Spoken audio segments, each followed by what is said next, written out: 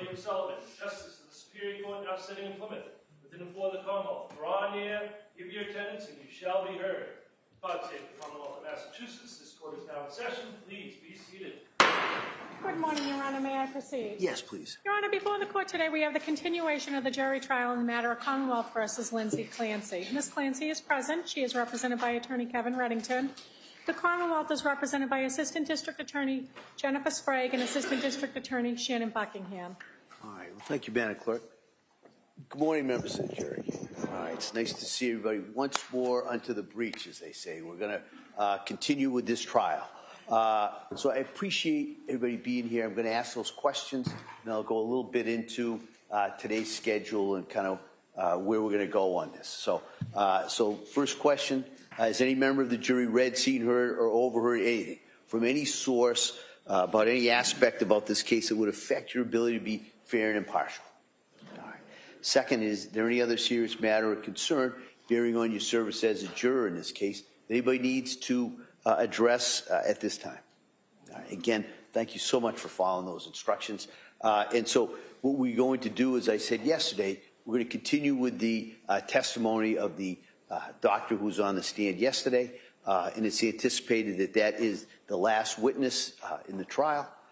And then we will then take a break, because before we go to the next portion of the trial, which is the closing arguments and the legal instructions, the court has to make some arrangements. They've got to speak to counsel, so it takes a little while. So I'm going to excuse you at that point and have you come back tomorrow.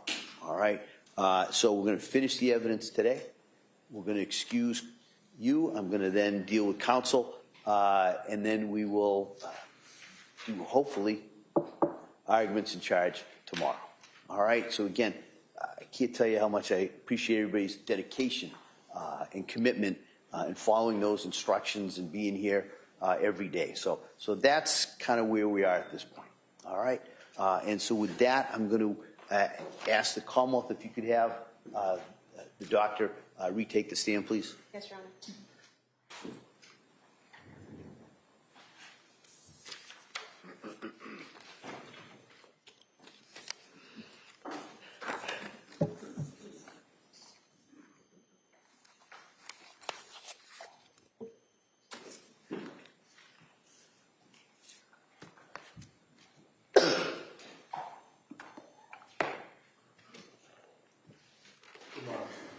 Stop right there, raise your right hand to the front, please. Your Honor, do you solemnly swear that the testimony and the evidence you shall testify before the jury and that now coming between the Commonwealth and the defendant shall be the truth, the whole truth, and nothing but the truth, so help you God? Thank you, sir. You may be seated. Watch your step, please. All right. Good morning, doctor. Good morning. All right. Attorney Sprague. Thank you, Your Honor. Good morning. Good morning. Yesterday, when we left off, you were testifying about the decision-making process of the defendant and what she told you about that. Going to what she told you about the voice and what it said to her, did the defendant tell you if that the voice told her where to kill the children? No. Did the voice tell her how to kill the children? No. Did the voice tell her what to use to kill the children? No. Did the voice tell her in what order to kill the children? No. Did the voice tell her where to try to kill herself? No. Did the voice tell her in what way to kill herself? No. The fact that the voice, according to the defendant, the voice didn't tell her any of those things, but instead just said, kill the kids so you can kill yourself. Is that significant in your evaluation in any way? Yes. How so? Well, in the small amount of time that Ms. Clancy had in the home without her husband, it was important, in order to carry this out, as well as her suicide, to do this quickly, methodically, and the like. And so this is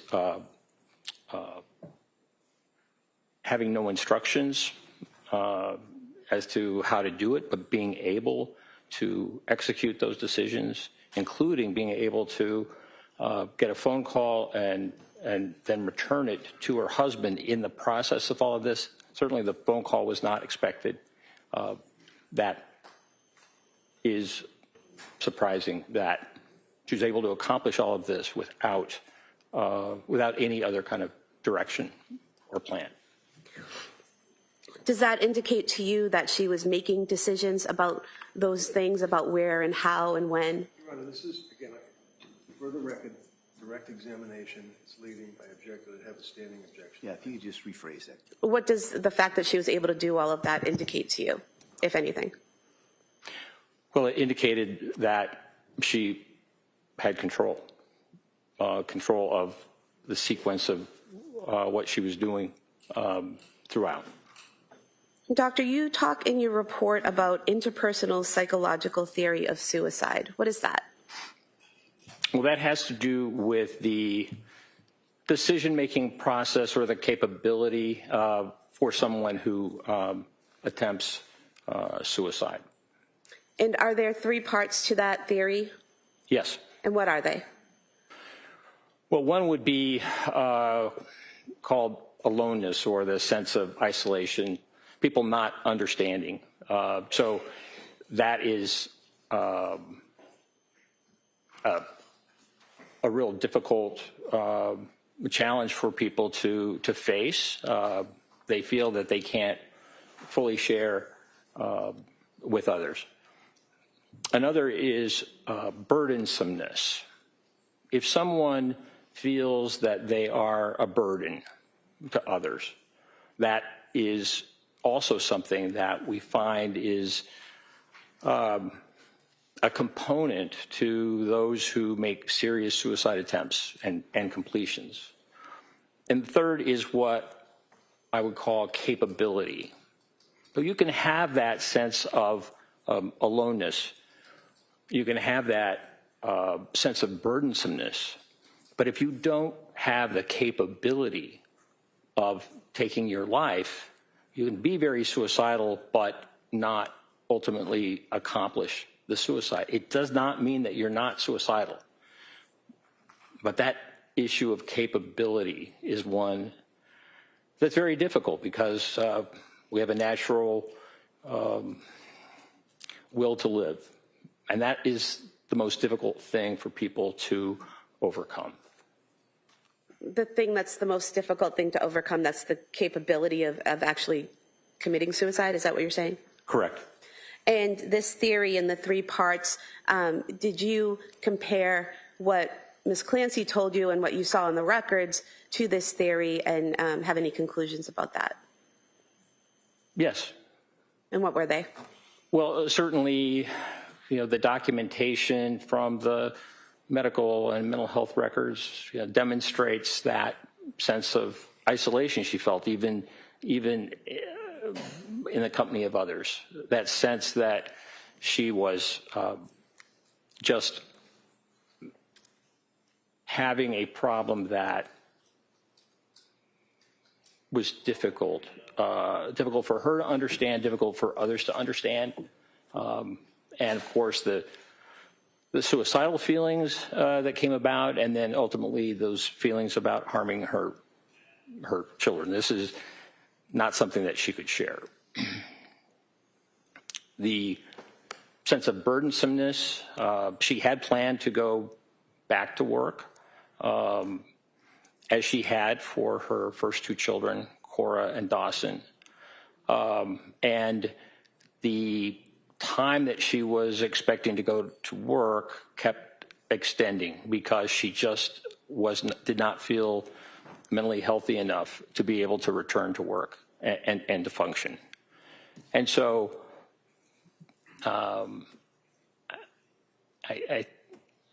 in some of the documentation where she filled out concerns and was asked about the kind of stressors in her life, she indicated that financial was one of the stressors that she was encountering. So to believe that her brain had been damaged, that she was not able to do what she loved, which was labor and delivery nursing, but also not in a position to help support the family, really was would be a burden for anyone, and certainly that sense of burdensomeness was something that I believe she was experiencing. And then the last component, capability, I truly believe that her suicide attempt was very, very serious, which is why she employed 3 different methods. The fact that the use of the knife and the lacerations were not deep doesn't mean that she wasn't intending to kill herself with a knife, but oftentimes that, as I mentioned, is the most difficult thing. So I think the employment of the 3 different avenues, locking the door, and also not being dressed for the cold, indicate to me that this attempt was very, very serious, despite the fact that the use of the knife was not successful in cutting her arms, cutting her neck. And so, doctor, in terms of the cutting on the arms and the neck not being sufficient to cause death, is that what you're referring to? Is that as someone faces difficulty or an inability to be capable of actually following through to commit suicide? Correct. So in this case, it's your opinion that she was trying to commit suicide but struggling with that 3rd capability issue? Correct. Now, you testified yesterday about the intrusive thoughts that Ms. Clancy was having about harming herself in the fall leading up through December into January. And those thoughts at times, would it be accurate to state that Ms. Clancy reported at times that taking Ativan helped with those thoughts? Yes. And was there anything significant in your review of the case in terms of her reporting that Ativan helped her with those thoughts? Yes. How so? So Ativan is lorazepam, a benzodiazepine. This is a medication that is very helpful for treating anxiety.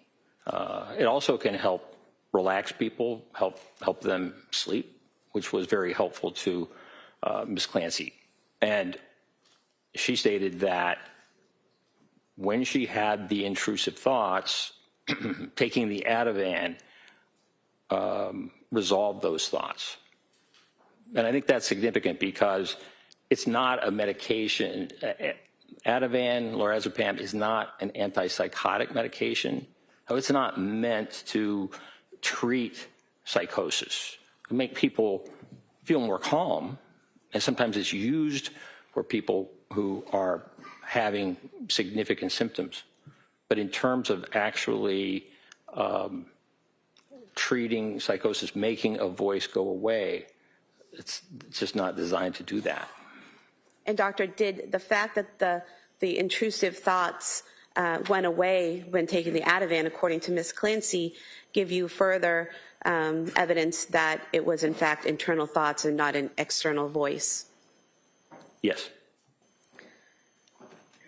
Now, if someone is experiencing psychosis and is experiencing command hallucinations, can that person still know the difference between right and wrong? Yes. How so?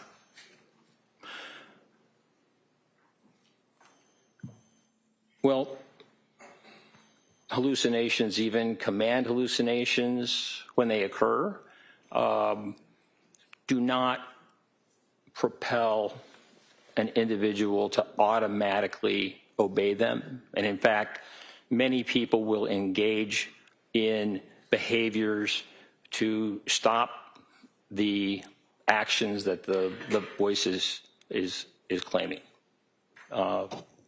That's something that makes sense, particularly when the command is just so serious and so against someone's values. So it's possible and common for people to engage in behaviors to avoid doing what a command hallucination is saying. And doctor, is it possible for someone who is experiencing psychosis and command hallucinations to conform their behavior to the law? Yes. And how so? Is it basically what you were just telling us? Yes. If someone is having a command hallucination to do something out in public, but there is a police officer nearby, it certainly is possible for that person to choose not to engage in that behavior because of the consequences. Even though a voice might be saying this, there's other decision-making going on based upon the environment. Now, doctor, in your evaluation of Lindsay Clancy, did you come to an opinion to a reasonable degree of medical certainty as to whether or not she was suffering from a mental disease or defect on January 24th, 2023? Yes. And what was that opinion? I believe that Ms. Clancy was suffering from a mental disease or defect, and I felt that based upon the presentation, a bipolar II diagnosis seemed to make the most sense given the symptoms of insomnia that she had that were precipitated by the Zoloft. And this was just very, very significant.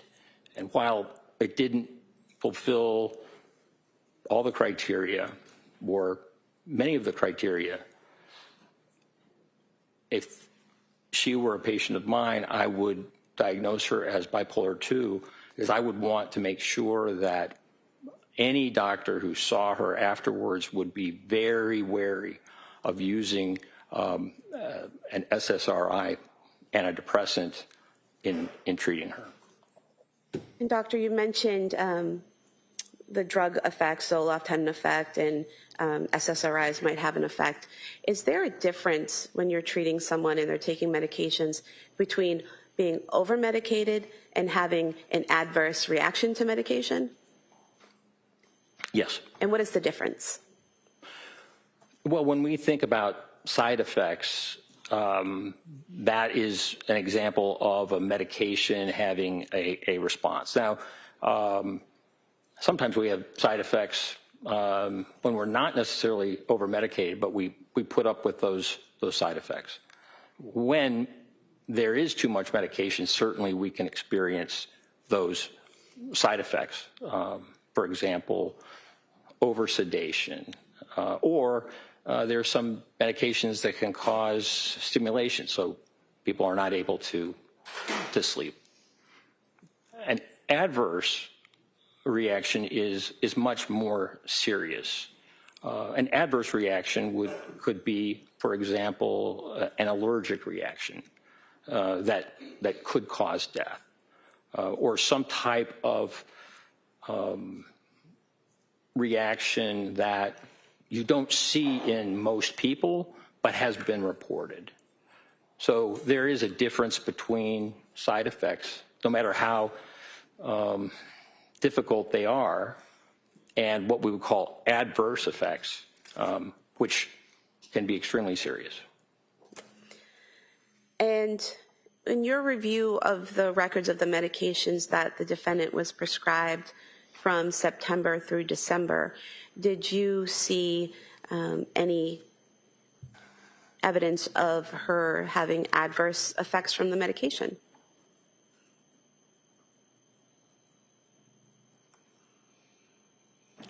Well, the insomnia secondary to the Zoloft was very concerning to me, and it would mean not just cutting the Zoloft back, but stopping it.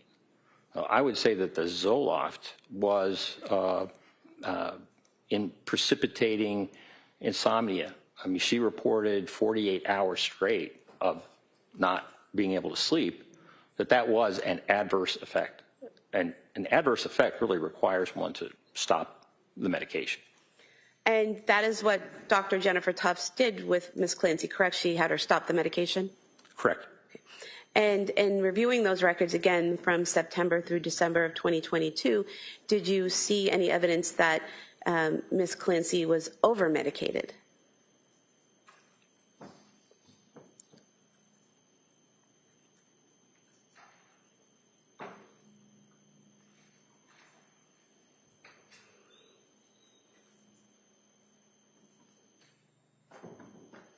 She experienced some significant side effects from some of her medications.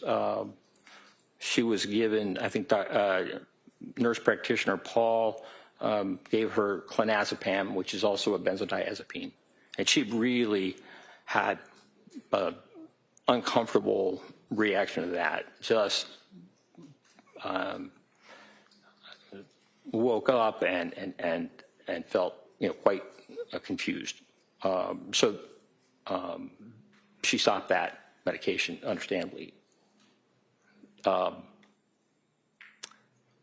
Seroquel is a medication, quetiapine, that at high doses can cause some significant side effects. At lower doses, it generally helps treat insomnia. At higher doses, it can have more significant effects. And in terms of just ability to think and organize one's thoughts. However, Ms. Clancy, in December of 2022, chose at that time to continue on Seroquel, a combination of Seroquel and Valium. Nurse practitioner Gelada had suggested another medication, olanzapine, Zyprexa, which she's taking now. And Ms. Clancy asked that she continue on the Seroquel at that point and the Valium. So, it's a challenge. One has side effects, but one also sees benefit in the medication. And certainly that combination at that time, I think it was around December 7th, December 9th, that was really helping her sleep. And so she asked to continue on those two medications. So I guess when I ask about over-medication and you talk about the side effects of the medication, there seems to be a disconnect between maybe what a lay person calls over-medicated versus what the medical definition of that is. So is what you're saying that being over-medicated medically means having side effects to the medication? Well, no, not necessarily. So what does over-medicated mean to you in your profession? Well, if someone were to prescribe a medication that was beyond the limit that safely can be prescribed, for example, it's possible to be toxic on, say, lithium, which is a medication that she took for a while she was at Tewksbury. And if I were prescribing, say, 1,200 milligrams of lithium twice a day, and her lithium level was toxic, as it would likely be, that would clearly be an example of over-medication. And did you see any evidence of that scenario in the defendant's records, that she was prescribed too high a dose to make her be at a toxic level of any medication?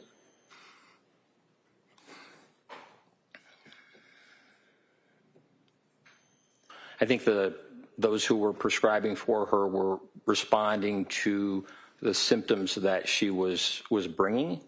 There was a kind of a rapid increase in the dose of Seroquel, and that higher dose of Seroquel was she did not. I believe she was ultimately prescribed at 400 milligrams, and she ever ended up taking that.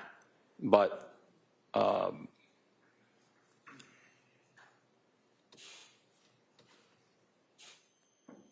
as a clinician, we do our best to try and treat symptoms. So, Doctor, did you see, other than the Seroquel, any medications that the amount that was prescribed you would think would be over-medication? No. And then the Seroquel itself, you said she was prescribed up to 400 milligrams, but she reported that she never took that amount, correct? Correct. And after her stay at McLean Hospital, she had been weaned off of the Seroquel, correct? That's right. And the only medications immediately after leaving McLean Hospital were trazodone and Valium, correct? Correct. Dr. Tufts added a medication as a result of her appointments with the defendant in January, is that correct? That's right. And what was that medication? That was amitriptyline, also known as Elavil. And you saw that what the initial dose of that was, correct? Correct. What was that? The initial dose from Dr. Tufts was 10 milligrams. Is that a high dose for an adult? No, it's the very smallest dose possible. And then did Dr. Tufts increase that dose? Yes. And when was that? After a week, she increased the dose from 10 milligrams to 20 milligrams. And is that a significant increase in the dose? No. Is 20 milligrams a significant or large dose for an adult? Not at all. 10 milligrams or 20 milligrams of amitriptyline, is that something you could even prescribe to a child? Yes.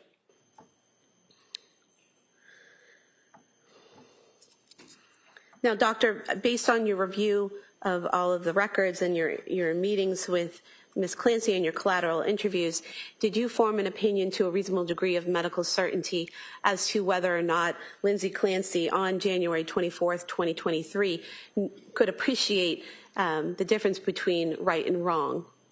Yes. And what was that opinion? My opinion is that she did have the capacity to appreciate right from wrong. And what do you base that on? Well, on a number of things.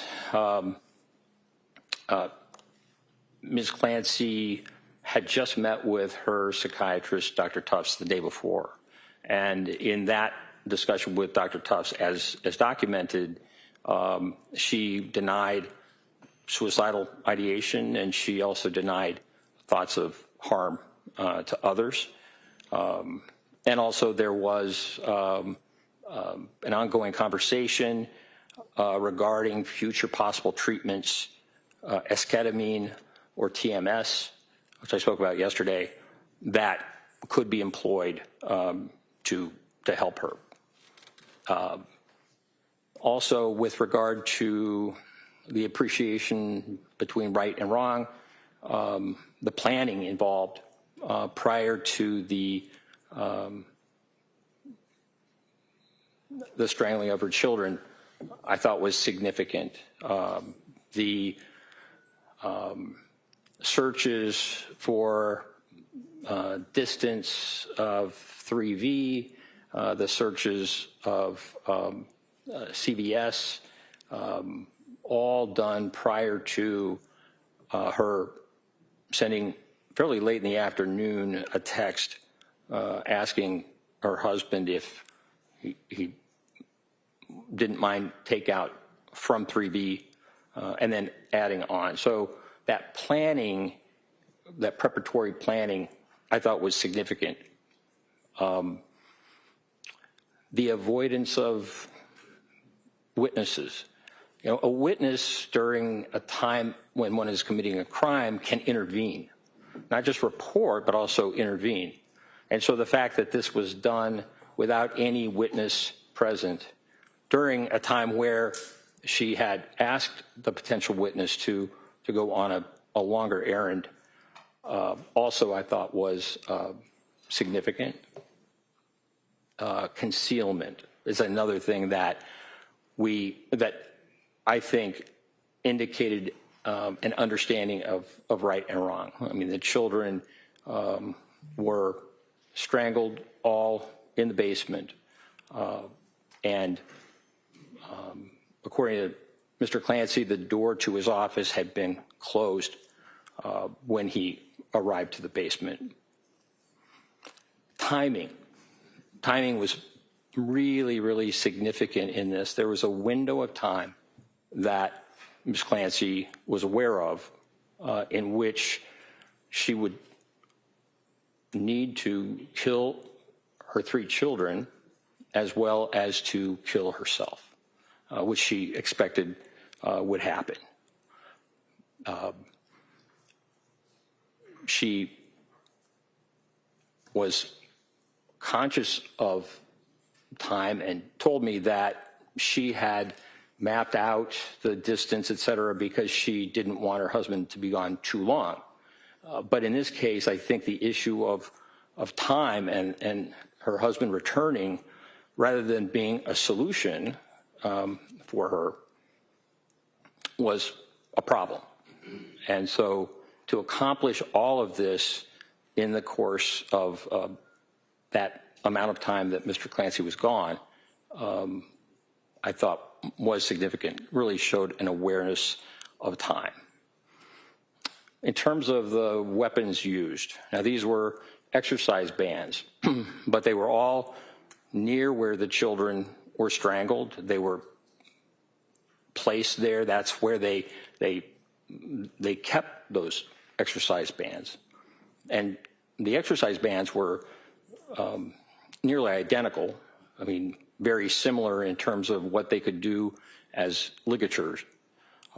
And so that use of weapons that were readily available and nearby also was significant to me in terms of her understanding of and planning.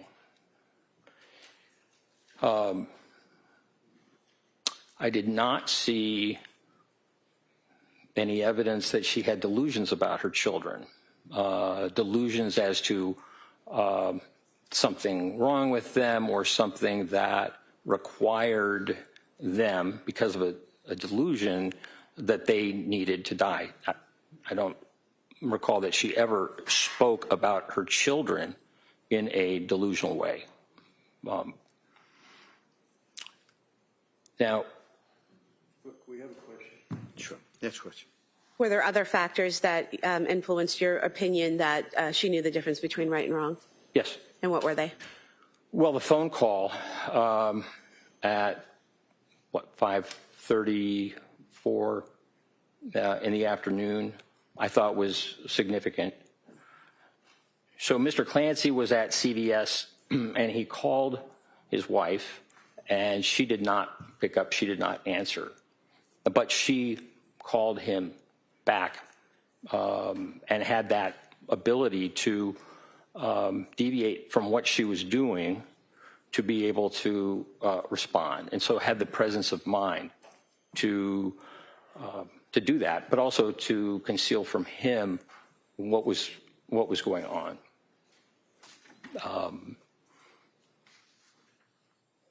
Locking the door is another example. I mean, certainly Ms. Clancy was aware of time and the limited amount of time to accomplish this, but by locking the door, it kept her husband from being able to enter the bedroom and therefore being able to see what had happened. So delayed that time. On arrival, her husband asked her what happened, and she did not confess. She did not tell him what had happened other than, I tried to kill myself. She also did not report auditory hallucinations, but rather said that the children were in the basement. It's my belief that she expected to die, and that by the time Mr. Clancy arrived, she would have successfully been able to take her life. And sir, did you form an opinion to a reasonable degree of medical certainty as to whether or not Lindsay Clancy on January 24th, 2023 had the ability to conform her behavior to the requirements of the law? Yes. And what is that opinion? Well, if we look at that day, we know that in the morning she took Cora to a pediatrician's appointment.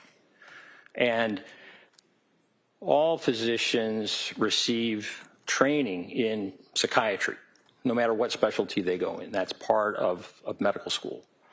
And so, like other doctors who had seen her who were not psychiatrists at appointments and whatever, the pediatrician also did not notice any unusual things about her. She did not, she was able to conform, right, to the type of behavior that a concerned mother would engage in.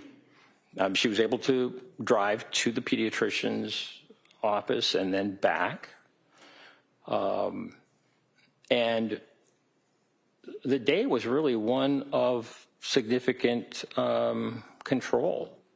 The activities that she engaged in that day, spending time with her children with Play-Doh, taking them outside to build a snowman, sending photographs of the children to her mother, to her husband on Instagram, fixing lunch, and also fixing dinner for the children. So the activities of that day were controlled, as were the activities in terms of the planning that we already mentioned. So throughout the day, I mean, she was methodical and quite controlled and organized, even in that space of time that was short. There was a lot to do in terms of killing her children and also killing herself. And I would say that the last point with regard to conforming to the law is that when she received the phone call from her husband, she did not report to him that she was in distress, that she was having hallucinations, that she needed help. So with that phone,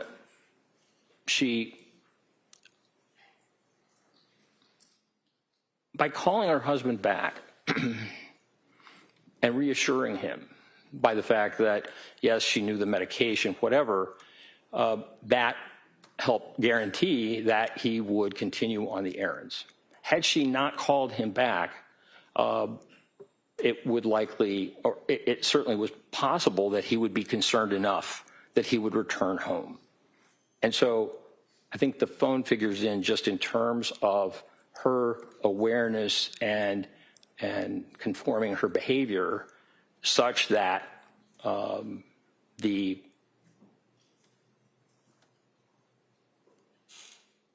strangling of her children could be concealed. And doctor, did you form an opinion to a reasonable degree of medical certainty as to whether Lindsay Clancy on January 24th, 2023, when she strangled her children, was criminally responsible? Yes. And what is that opinion? Yes.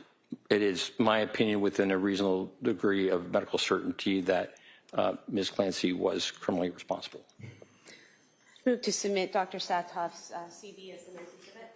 Any objection, counsel? All right, that may be admitted. I have no further questions. Thank you. Okay. Hold on a second, Ms. Reddington.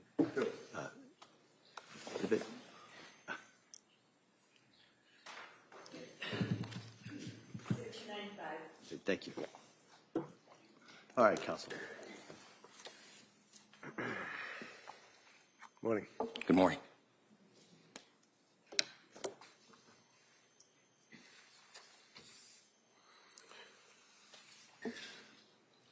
So, Dr.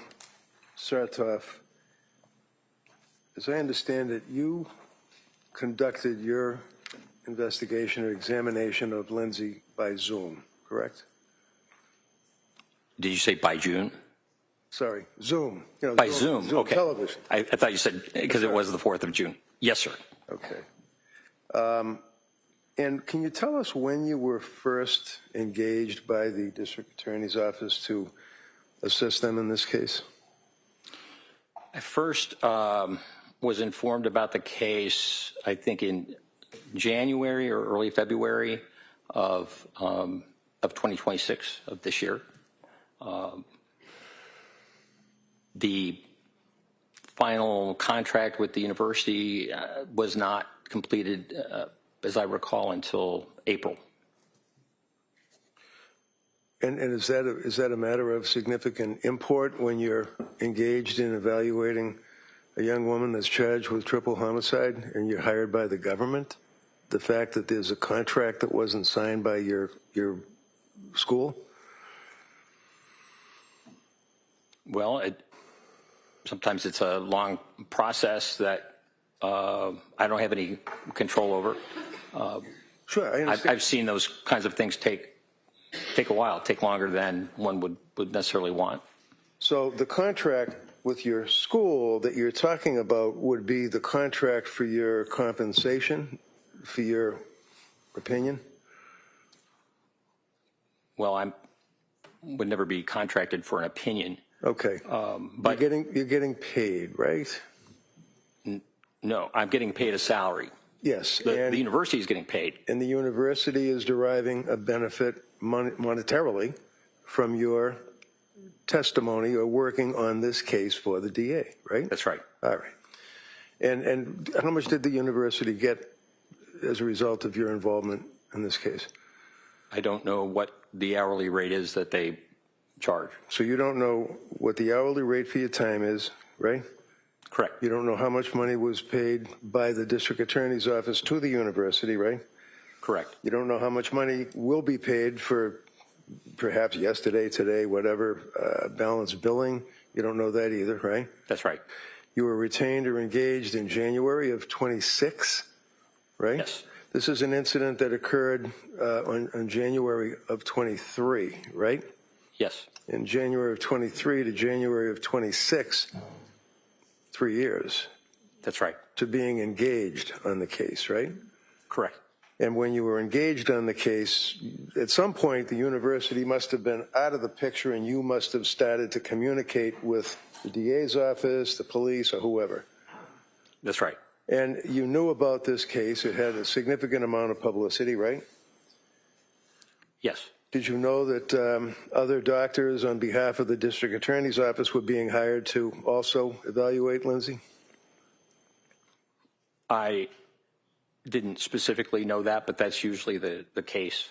Is it important to see someone, to evaluate them as close in time as the incident is alleged to have occurred to your evaluation, or does it matter? In other words, is it better to see someone like, within a month or two after an incident, or 3.5 years later? Well, what's most important is the collateral information that was gathered at the time to understand what was going on at the time.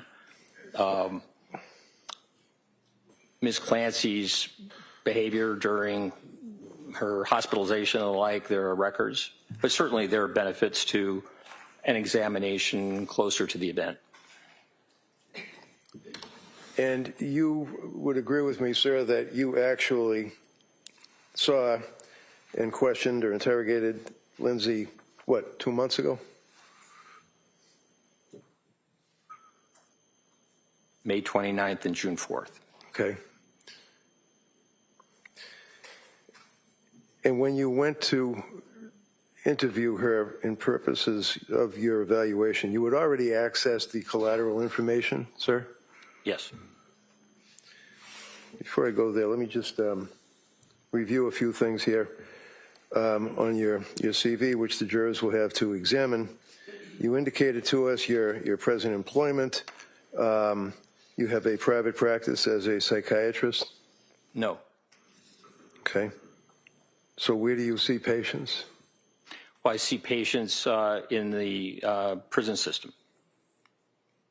They're your patients? Yes. What do you do for those people that are in jail? In prison, within the Virginia Department of Corrections, we have inmates within the prison system who suffer from mental illness and require assessment and treatment. I see. So you don't have, when you said to the jury a little while ago, if I'm treating my patient and I would prescribe a particular prescription for my patient and I wouldn't tell my patient to do whatever it is you said, it's not people that go to an office or see you or even on the television to be treated. These are people that are in jail, right? Prison, yes. So there's a difference between jail and prison, right? Yes. And this would be in Virginia, is it? Correct. So you're dealing with people that are serving hard time in the Iron Mansion, as they say. It's not a house of correction down the street, right?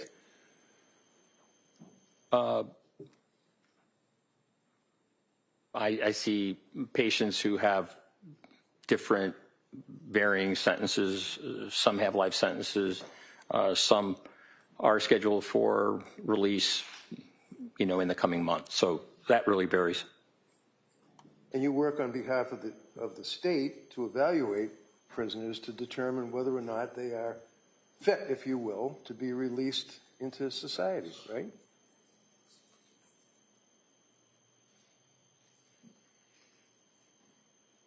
Once someone's sentence is over, the only way that they could be continued within a prison system would be to be committed to a psychiatric hospital. And I would say that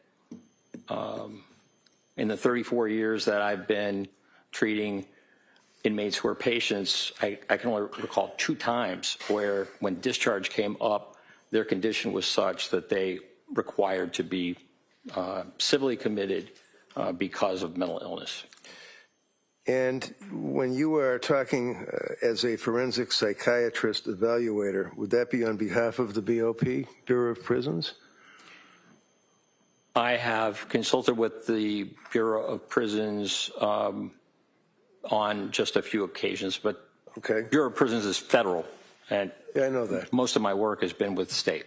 Okay, but on your resume, sir, you indicate from 2019 through the present, that's a number of years, that you have been employed or engaged as a forensic psychiatrist evaluator on behalf of the United States Bureau of Prisons as it relates to probation or parole. Is that in your resume? Yes. And that means, sir, that you evaluate inmates that are trying to get out of jail, and you would evaluate them to determine if they're appropriate for parole, right? No. Okay. So when you indicate on your resume from 2019 through the present, you're employed as a forensic psychiatrist evaluator for the United States Bureau of Prisons. How many of these evaluations did you do in the years from 2019 to 2026? 7 years.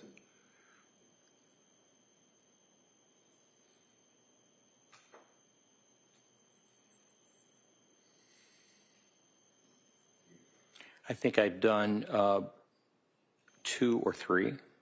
2 or 3. Yes. Okay. 2016 through 2022, you're engaged as a consultant psychiatrist for the Elson Student Health Center. What is that? That's the Student Health Center at the University of Virginia. So that serves students who are at the university.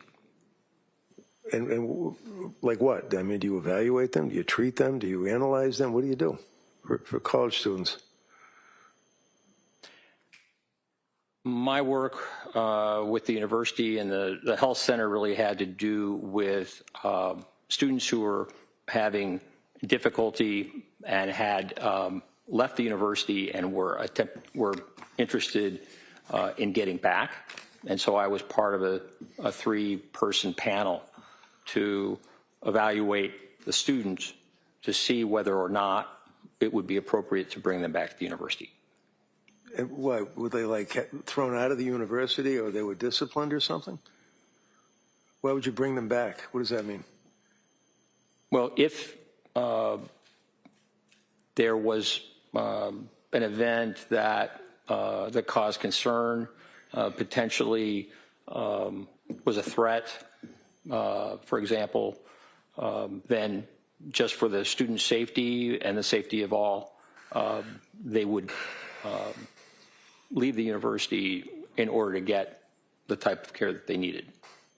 And then if they wanted to come back, then I was part of a panel that would evaluate these students and make a determination about whether it was safe So these for are them the to come students. back. I'm sorry, I cut you off. Go ahead. Yeah.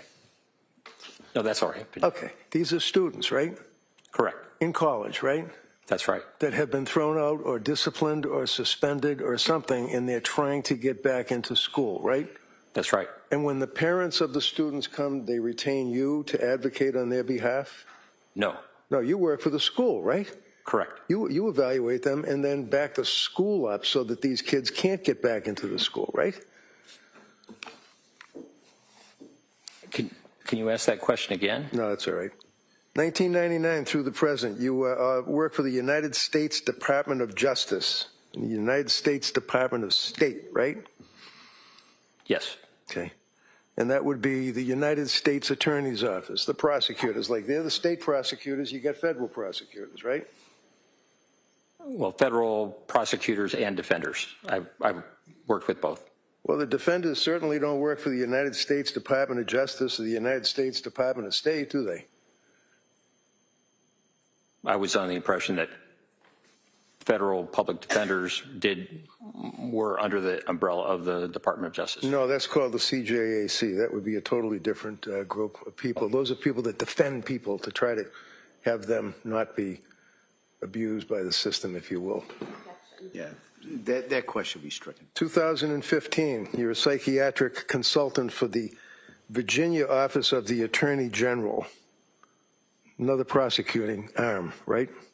Yes. 2013, Virginia Department of Virginia Department of Corrections, least restrictive measures for segregation.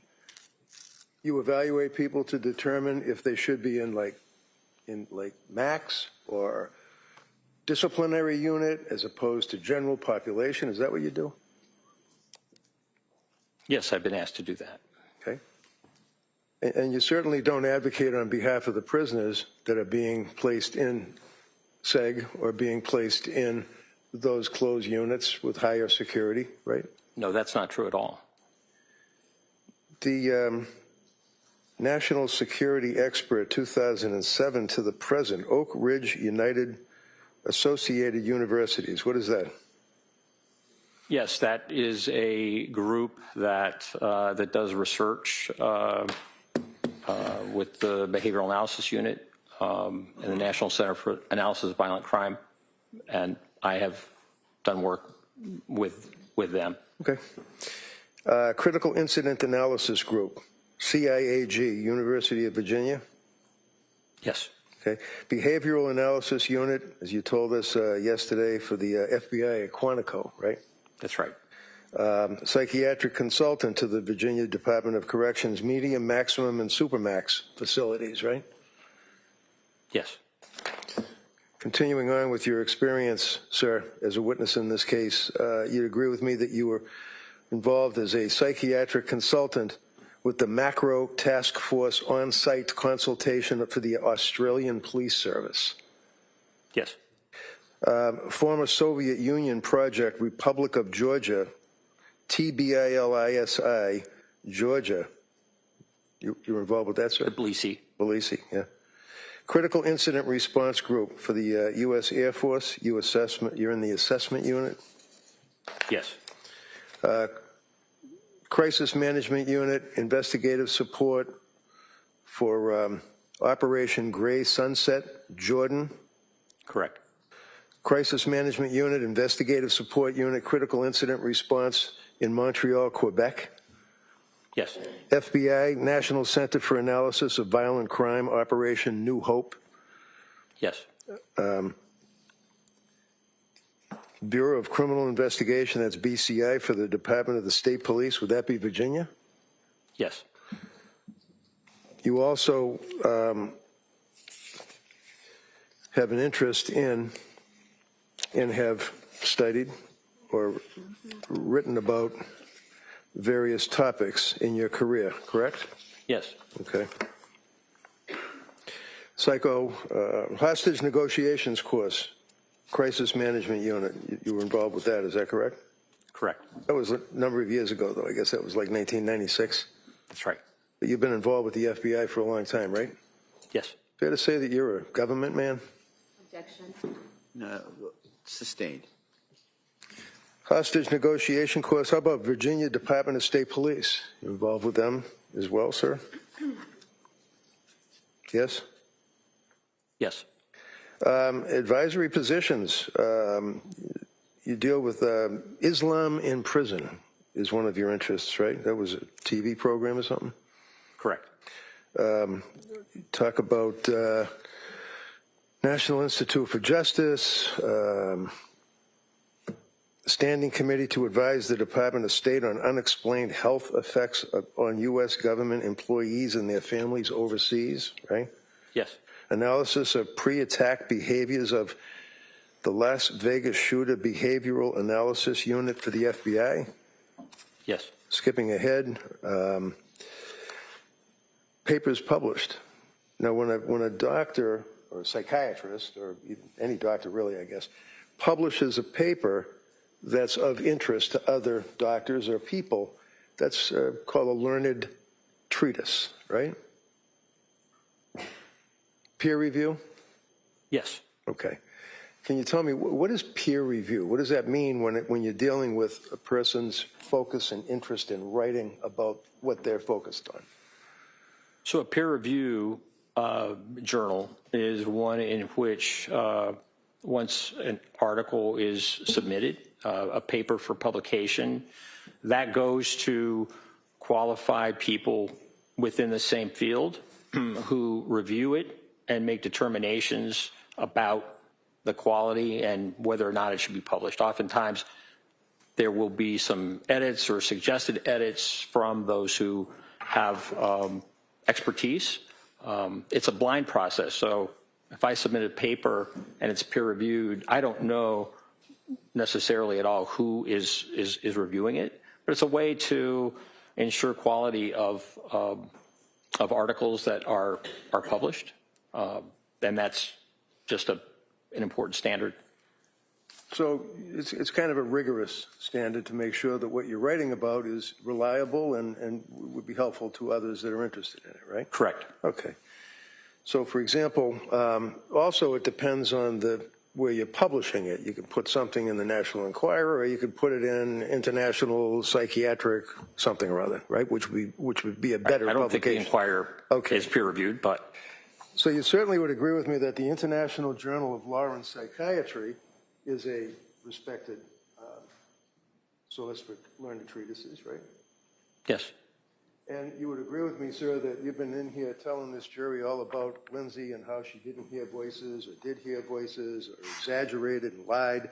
Have you written any articles at all on the concept of auditory hallucinations? No. Have you read any of them? Read any articles? Yes. Yeah, okay. You certainly have heard of Dr. Philip Resnick, yes? Yes. And it's fair to say, tell me if I'm wrong, is he literally a world-known authority in your field for filicide or the killing of children by their parents? Yes, he's well known. And is he also well-written as far as auditory hallucinations, same stuff you've been testifying about? Yes. And he published an article in the International Journal of Law and Psychiatry, which is considered to be, if you know, a landmark article about, and I captioned, listening to voices, the use of phenomenology to differentiate malingered from genuine auditory verbal hallucinations. Now, did you read that article? Yes. So it is a peer-reviewed article published in a recognized journal, correct? Correct. Your Honor, I would offer this under Commonwealth versus Sneed for the jury, if they wish. Objection. Counsel Garcia at sidebar.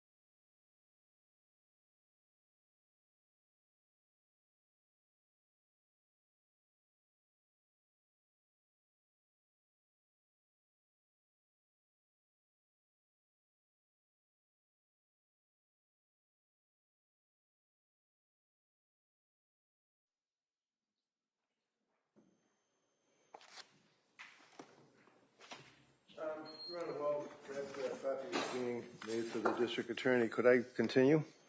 Sure. Thank you. Leaving aside peer review article and the article written by Dr. Philip Resnick, sir, for a minute, papers that you published, and you have in your resume, it says peer reviewed, so that's just what we were talking about, right? That's right. All right. Using the moral situational action model of extremist violence to assess fluctuating levels of risk in women, the relevance of risk promotive and protective factors. What does that mean, levels of risk in women with extremist violence?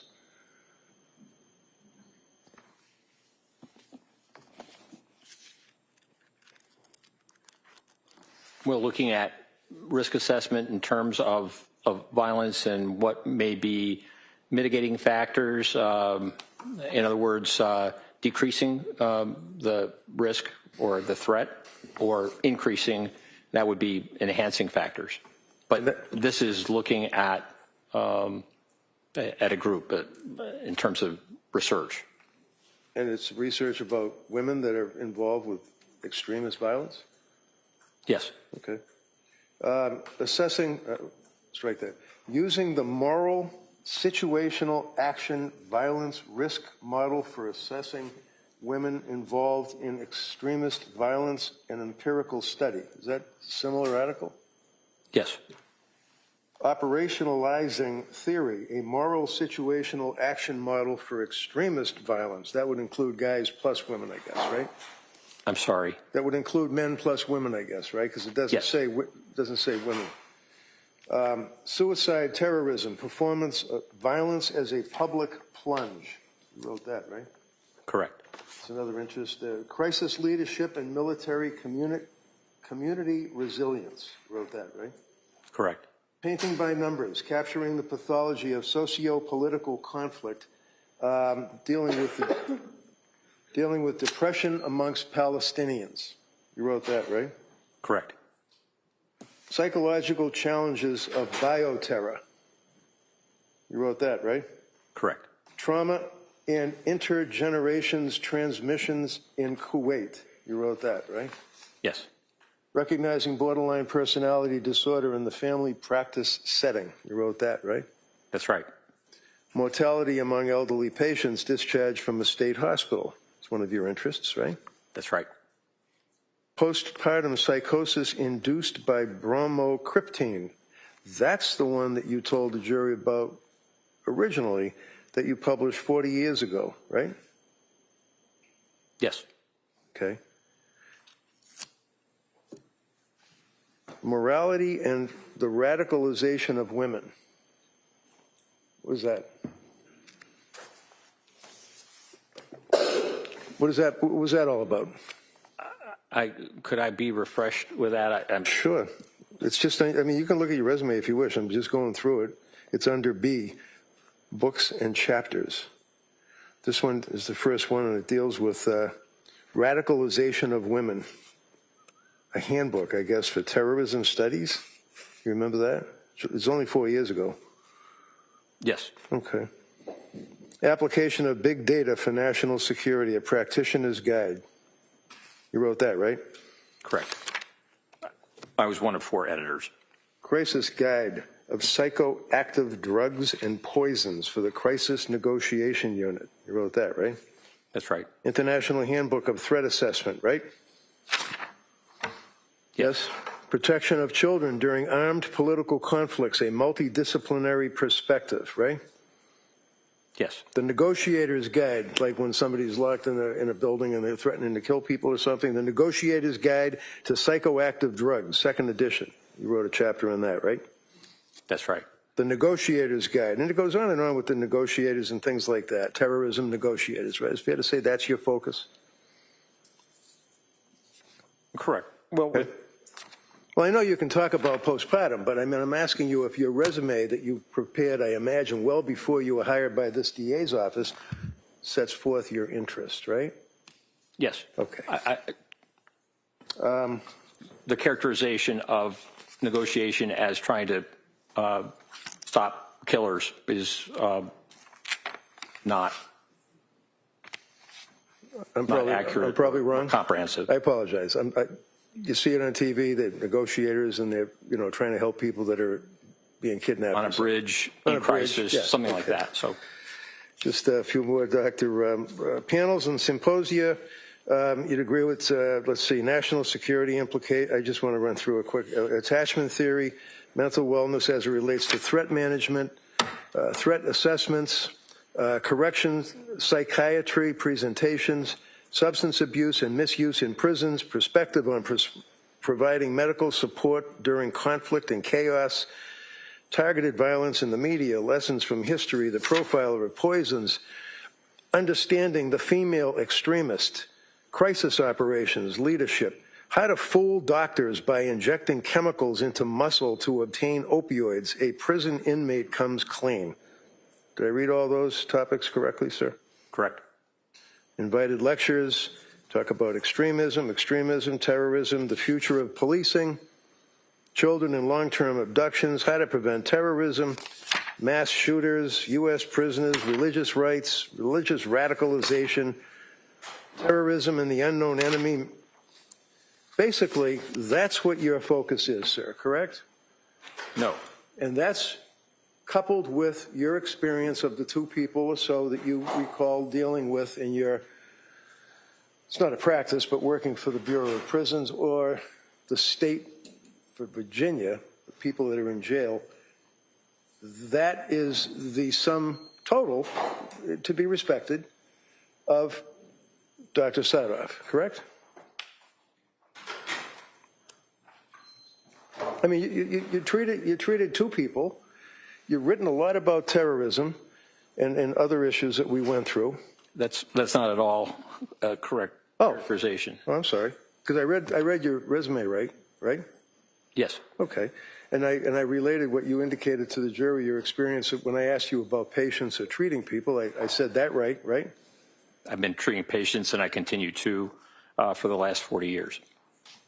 Now, in all of your experience, sir, have you ever treated a woman suffering from postpartum psychosis? Yes. When?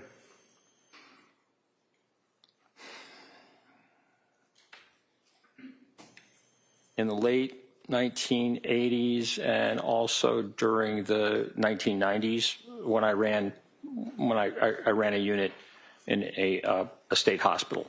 So this would be women, 1980s, about 30 years ago or 20 years ago, depending on which one, in a prison that you were... No. Oh, it wasn't. In a state hospital. State hospital. Were they Correct. committed? Were they there because they wanted to be there, or were they committed by order of the court? Yes. Yes, what? Usually committed. Okay. So other than that, sir, do you have any interest, writing, knowledge about postpartum depression, postpartum psychosis? Well, it really is a requirement when you assess and treat women to be aware of their histories and making determinations. So that has continued really throughout my career, men and women. What did you just say? Can you repeat that again? You're treating women with what? Treating women with psychiatric problems, serious illness, psychosis.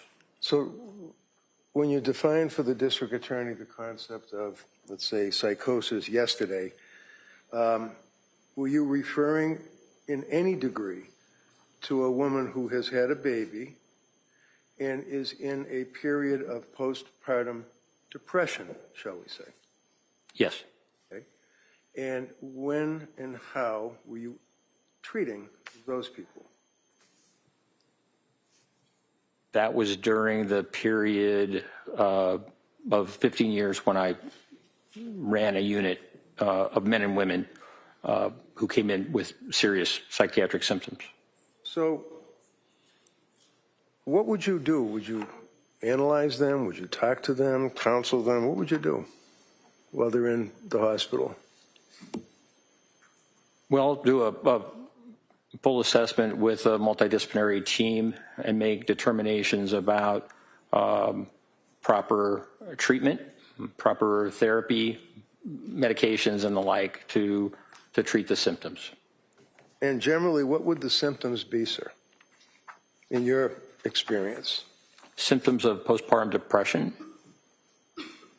Yeah. Okay. Well, certainly within that period of time around birth or after birth, the DSM has a 4-week period. Others expand that to as much as a year. But certainly depressive symptoms postpartum are similar to the symptoms that you see in a regular depression. You can have suicidality, you can have guilt, changes in appetite, changes in weight, changes in concentration, changes in physical activity. You can also have significant problems with sleep, either sleeping too much or not enough. So these are depressive symptoms that come in the postpartum period and require assessment and treatment. Are you aware, sir, in your practice or studies of the number of women that commit suicide during the postpartum period? Are you aware of that? I can't quote you a figure. Do you have any clue at all? No.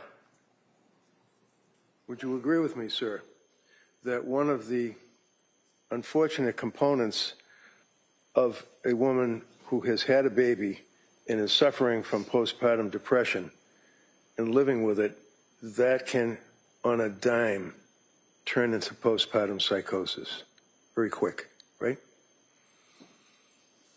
It can be rapid. And you indicated, sir, that there, according to the DSM, is a 4-week cutoff for symptomology, and then you mentioned that there are others. Is it the World Health Organization that you said that talks about a year? Correct. There are some other psychiatric organizations that talk about different periods of time, 6 weeks, 8 weeks, right? Correct. So when a woman is dealing with these symptoms and goes to a doctor, or even you, when you're treating, as you indicated 15, 20 years ago, you were treating, is it important to take a blood test? I'm sorry, can you repeat that? I'm sorry, my bad. Is it important to take a blood test? Is it important to take a blood test? Yeah, you just went through the whole thing about we're going to have the team and they're going to evaluate and we're going to prescribe. I'm just asking, is it important to take a blood test of the patient? It can be. Based on what? Based on the presenting symptoms, based on the history, based on medical history. For example, if someone has recently been in a hospital and been treated, there may not be a necessity for drawing blood again, depending on the types of symptoms that you encounter. It's not a standard that everyone who presents to a psychiatrist requires blood tests. So if you're a psychiatrist who's been practicing private practice for about, I don't know, a month, maybe 2, and is prescribing antipsychotic medications, selective serotonin reuptake inhibitor medications, benzodiazepine medications to a young woman who is complaining of what the young woman perceives to be difficulties postpartum, is it important to take a blood test to find out what, if any, prescription drugs they have on board in their system? To check and find out, did you say what drugs are on board? Yeah. I mean, you're treating this patient, right? And they're coming off the, hypothetically with you, but they're coming off the street to see a psychiatrist for help, right? Yes. And if they're already been prescribed drug after drug after drug by a particular doctor with her 2 months of robust experience, is it a fair statement that you should take a blood test of that person? Well, it really depends on the medication. There are some medications that really require blood tests because of levels and the like.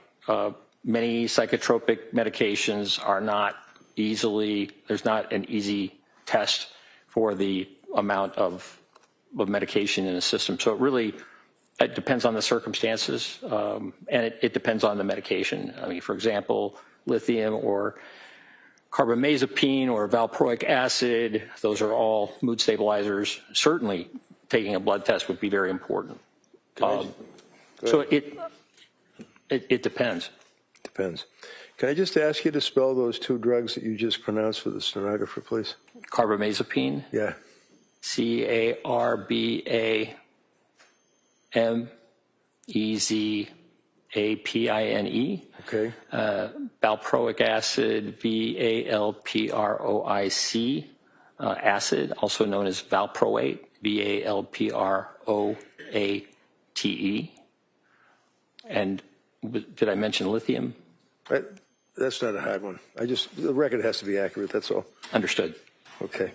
Now, doctor, are there other tests in your experience that are or can be or should be administered to a young woman or a woman who's had a baby and is coming to a doctor, like Dr. Tufts, for example?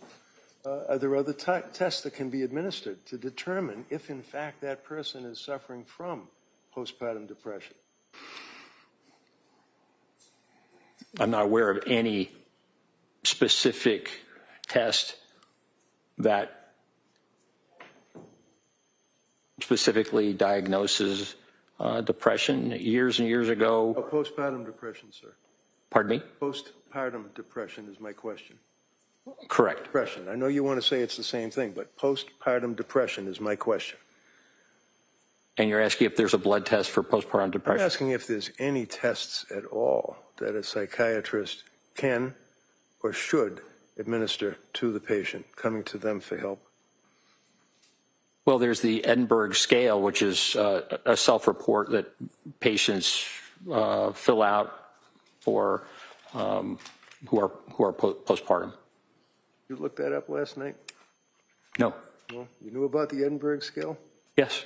You administer the Edinburgh scale? Pardon me? Have you administered the Edinburgh scale? No. It's a self-report, usually given by nurses. Nurses, okay. In any event, it's a scale that is a useful tool to determine the level or degree of depression that a person may be expressing that is suffering from postpartum depression, correct? That's right. And do you know what the numbers are on the scale? Like, is it 1 to 23, or is it 1 to 50, or do you know what it is? It's a 30-point scale. And when you say So 1 to 30, as I understand it. And when you say a self-report, the patient would then advise what symptomology they're suffering at that particular point in time, right? Correct. And then the doctor would then determine whether or not there is a risk or an extreme risk or a deadly risk of this person committing suicide, harming someone else, whether it's a baby or anybody else, and determine what the level of their postpartum depression is, right? Yes, it can help. And did Dr. Tufts administer Edinburgh test to this young woman? I know that, Ms. Clancy, there were a number of Edinburgh tests that were given to her, so that there are some scores in her record. I can't recall which practitioner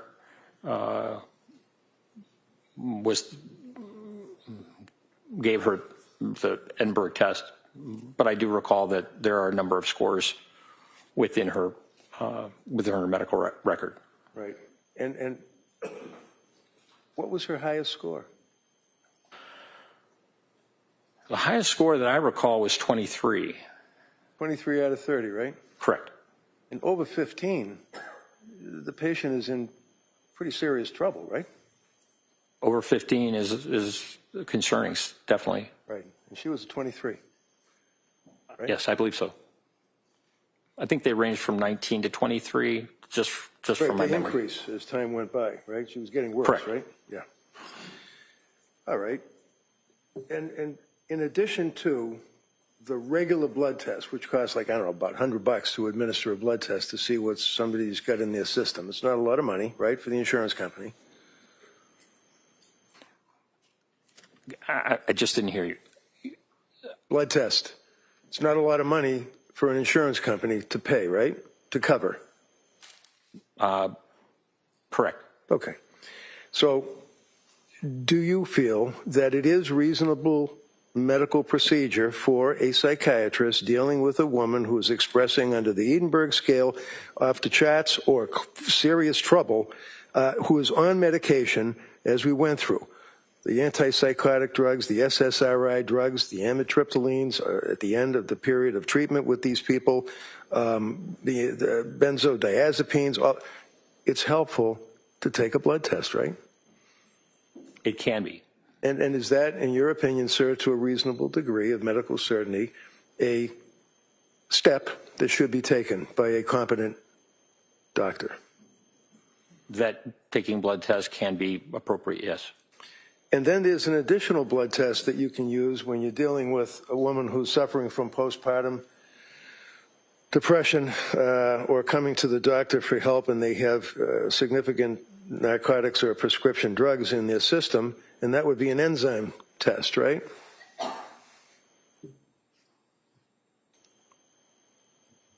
I'm not aware of an enzyme test being typically available or used. Well, it costs a lot of money, doesn't it? Like it costs a couple of grand? I don't know. All right. In any event, sir, are there any other concerns that one would have if they're competent and they're treating somebody that's come to them for help in addition to a blood test and perhaps enzyme test to determine the metabolizing aspect of the person's system, metabolizing or processing these drugs that are in their system, the enzyme test? Are there any other tests or concerns that you have with a woman whose postpartum depression complaints come to your doorstep? Well, depending on the presentation, sometimes it's helpful to check thyroid function. That can certainly be a cause of psychiatric symptoms. Did they do a thyroid test on Lindsay? No. That's not a lot of money that the insurance company would complain about, right? Correct. One of the things that I just don't want to forget, sir, is that the district attorney asked you, while we're talking about the drugs, about the Lamictal, otherwise known as lamotrigine. Did I pronounce that right? Lamotrigine, yes. Lamotrigine. And she said that Lamictal, it has a side effect of a rash, right? You recall that, sir? I think I said serious rash. No, I think she said rash. You may, it's up to the jury what their recollection is, but you may have said serious rash, but we both agree. It's a serious rash, right? Yes. In fact, it can be fatal, right? In very rare occasions, yes. It can be fatal, right? Yes, in very rare occasions. Well, if one person out of 1,000 gets Stevens-Johnson syndrome or prurigo nodularis as a result of taking that medication, that's something that we should not tolerate as doctors, right?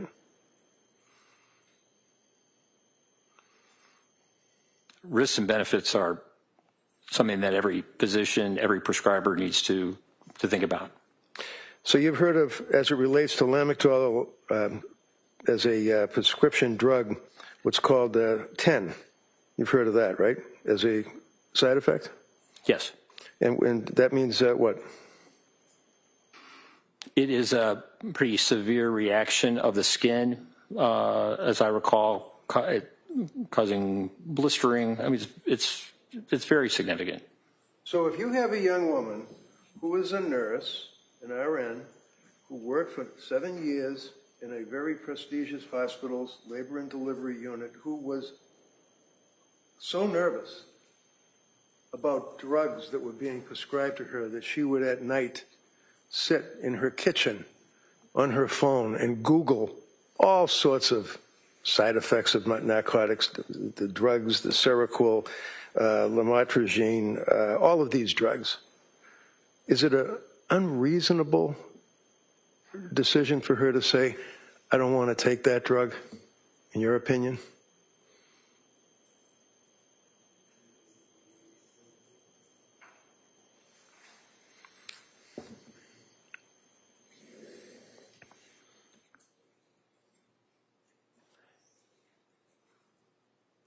It seems like you're asking, is it reasonable to decide not to take the drug? Yeah, that's what she did. That's what you told us yesterday. That's what the DA asked you yesterday, right?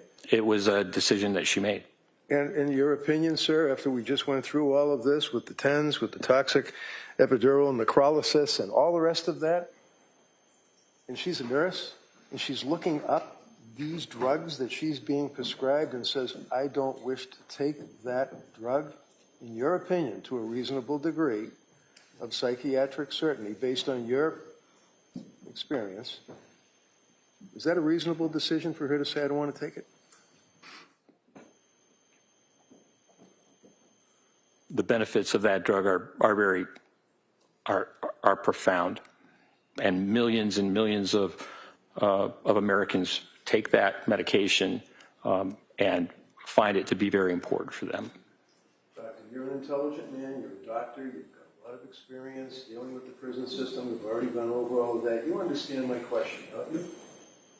Yes. Is that a reasonable decision for Lindsay to make, to say, I don't wish to take that drug?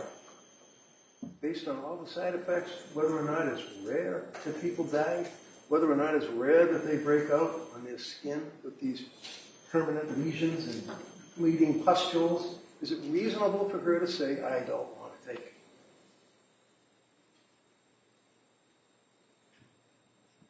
it? In her mind, it was. Yeah. And certainly, we don't want to leave it with the jury that she's so vain that she just didn't want to take something that she might get a little rash. Right?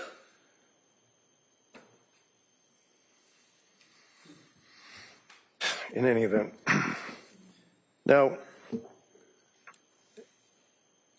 have in mind, there's no blood test, there's no enzyme test, for metabolite test, there's no thyroid test, but we still have the pill factory through Dr. Tufts and then into Dr. Gelada for that period of time. You're telling this jury that that is, in your opinion, reasonable little drug doses that she was prescribed? Is that what you're telling this jury, sir? That it was reasonable to prescribe? Yeah, the drugs, one right after the other, and then stopping the SSRI, not weaning off, stopping it flat out. Is that reasonable? Objection. Sustained, just as to form. Is it reasonable, sir, in your opinion, to tell someone who's on an SSRI, such as Zoloft or Prozac, just stop it and we'll put you on something else, or should you wean it off? In the case of the Zoloft and the severe insomnia, in my view, it was reasonable to stop it. And then prescribe new drugs? Well, insomnia was a significant problem, so as I recall, Ativan and Benadryl were prescribed to assist her with those symptoms. Now, if somebody, is nervous because they have an exam coming up, or they just can't sleep because maybe they're worried about their job, there's a big difference between that and serious insomnia. Is that true? Yes. And Lindsay was suffering very serious insomnia, according to the medical records and her statements to her providers, right? That's right. And in fact, when Tufts increased the SSRI 25 to 50, she went 48 hours straight without being able to sleep, right? That's in the record, yes. And she went pretty much immediately to Tufts and complained about that and said, I can't sleep. It's 48 hours. I just can't sleep, right? Yes, I think that was around the 21st of October. And in your experience with dealing with terrorism and terrorist threats and things like that, would you agree with me that sleep deprivation is used as a torture? It can be, yes. And in fact, the side effects, if you will, of a person who's suffering from serious insomnia can actually lead to psychosis, can it not?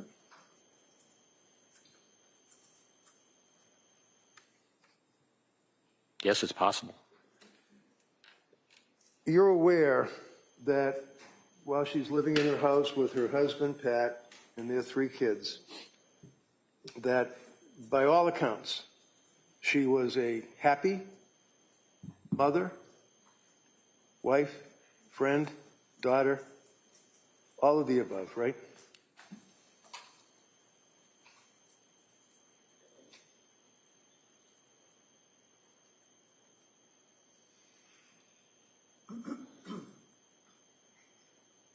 No. So as the summer progressed, is it your understanding from Dr. Saathoff's investigation in this case that Lindsay Clancy and her husband, Pat, and their kids during the summer of 22 were not living their best life, enjoying life? The summer was very good, from Callan's birth really through much of August. Through the time that Patrick Clancy was at home. That first 12 weeks was really quite good. And then it went sideways, right? She started having some concern about anxiety, right? She did. That brought her to Dr. Tuff's office. Oh, brought her to talk to Dr. Tuff's on the telemedicine, right? Correct. And then she started getting her prescriptions, such as the SSRI at 25, SSRI increased to 50, 48 hours without sleep, went back to Dr. Tuff's, more medications prescribed, right? Yes. Was she in rough shape in October of 2022 after dealing with Tufts for about 3 weeks?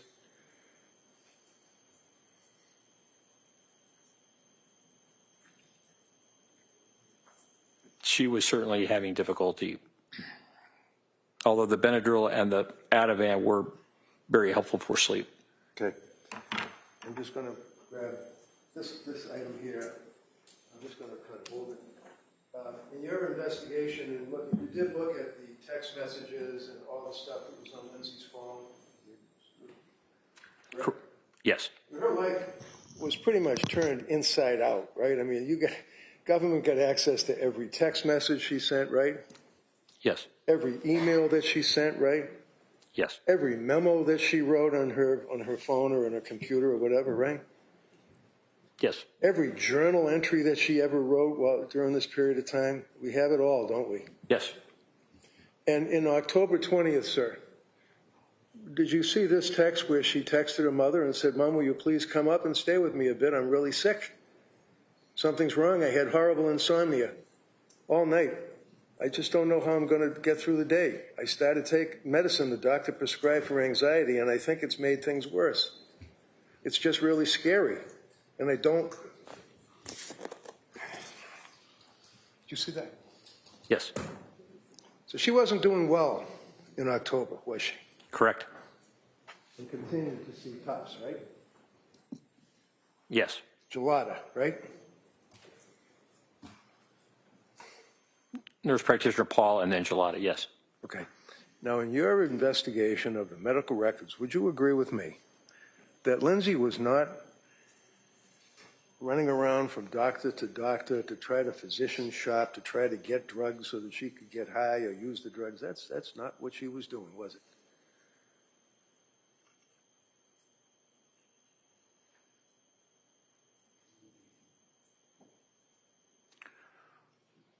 Ms. Clancy expressed concerns that she was not following a plan and that it would have been better for her had she tried to stick with a plan.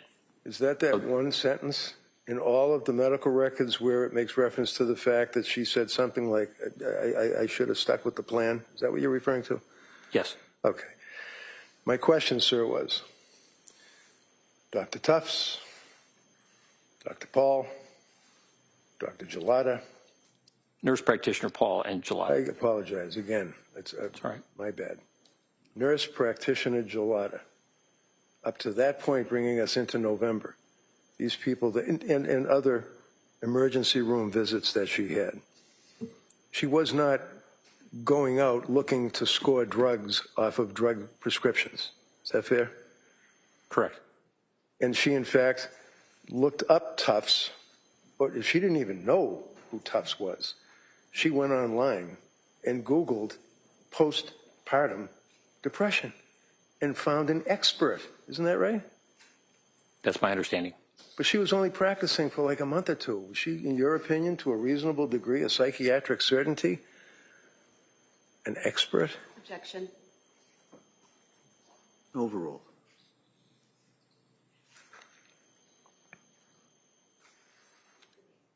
It depends on the amount of training that she received, not just as a physician and a resident, but also in the area of women's health. So the young lady goes online, Googles, trying to get help, goes to see the expert, Dr. Tufts, ultimately deals with nurse practitioner Gelada, and counselor that worked in that medical field business. Letitia Dukes, I believe is her name. Right. And then she had the need to go to an emergency room and went to Mass General Hospital, right? That's right. And she was with her husband, Pat, right? Correct. And she had been complaining about lack of sleep, insomnia, right? Yes, as I understand. She had been complaining about inability to emote, feeling hollow, not myself, right? Correct. And a number of other complaints that were brought to the fore. And the hospital made a recommendation that she go to McLean Hospital, which is a locked ward mental institution in Massachusetts, and she chose not to do that, correct? That's right. So then what she did is went back to her home and immediately hooked up again, if you will, with Tufts, right? That's right. In December, one of the people at the South Shore perinatal unit advised her to go to a hospital that specializes in postpartum women. That would be Women and Infants Hospital in Rhode Island, right? That's right. And she went there like the next day, right after they called, right? Yes, I think they fit her in pretty quickly. Was it maybe the 20th of December? And her husband dropped her off for that day program, right? That's right. And she participated with the coloring, with the conferences, or with the discussions, and evaluations with the doctor, right? Yes. For about 8 hours. It was about an 8-hour day, right? Something like that. And on that day, in December 20th, she was turned away, basically, right?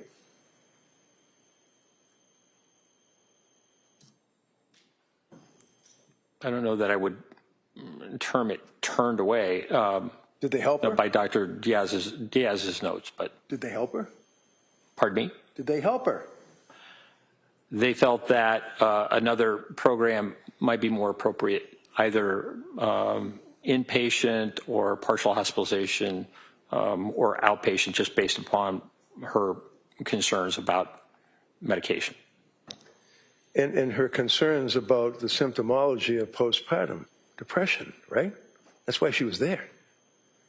She was having depressive symptoms, yes. Right, and that's in addition to, everybody wants to say GAD, GAD, GAD, general anxiety, depression. This woman was there for treatment of postpartum depression, right?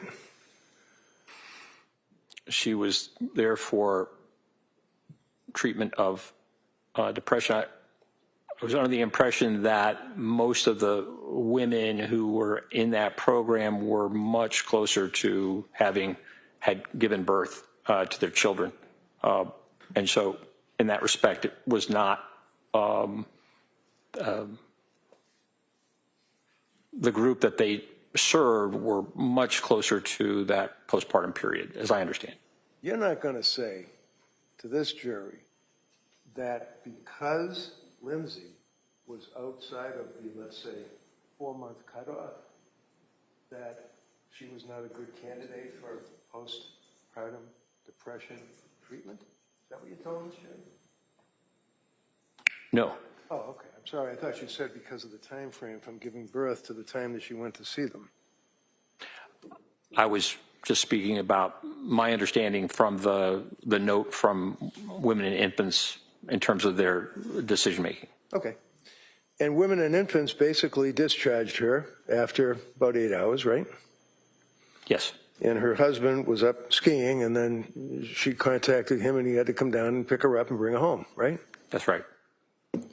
And the reason that she was discharged from Infants Hospital in Rhode Island included a statement, RO, rule out issues regarding prescription medications, correct? Yes, that's my recollection. And she indicated that she was going to go right back to Tufts, right?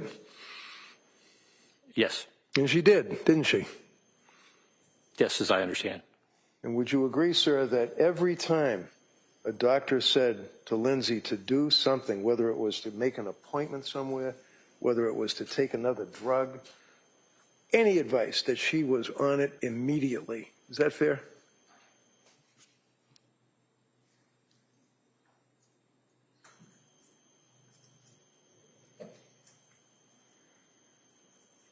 She attended her appointments, yes.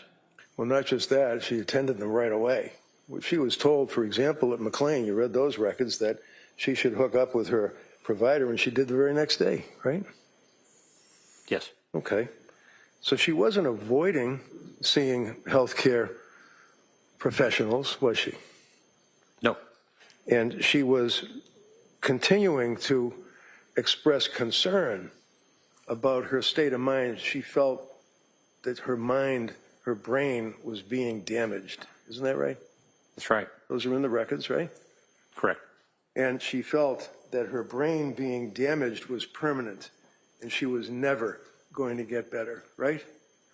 Yes. She was complaining not just to her physicians, but she was complaining to people in her community that she was having intrusive thoughts, dark thoughts, suicidal thoughts, and homicidal ideation. She said that, correct? The homicidal ideation, as I understand, was just voiced to her husband and her mother. Just voiced? Is that what you just said? Just voiced? Is that like talking about the Red Sox? She's talking about homicidal ideation of her children. Sustained. Next question. I asked you about her complaints of intrusive thoughts, complaining to doctors, complaining to friends, complaining to neighbors, family about dark, intrusive thoughts of suicide and homicidal ideation. Didn't she? I just don't recall that she complained of homicidal ideation to healthcare providers. Finish answering. I think, Doc, you finished? Did you finish the answer?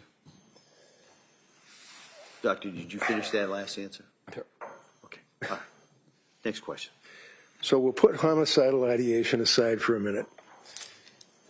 Would you agree that for that period of time, short as it may have been in her life, November into December, that she was reaching out to people that would listen to her for help? Yes.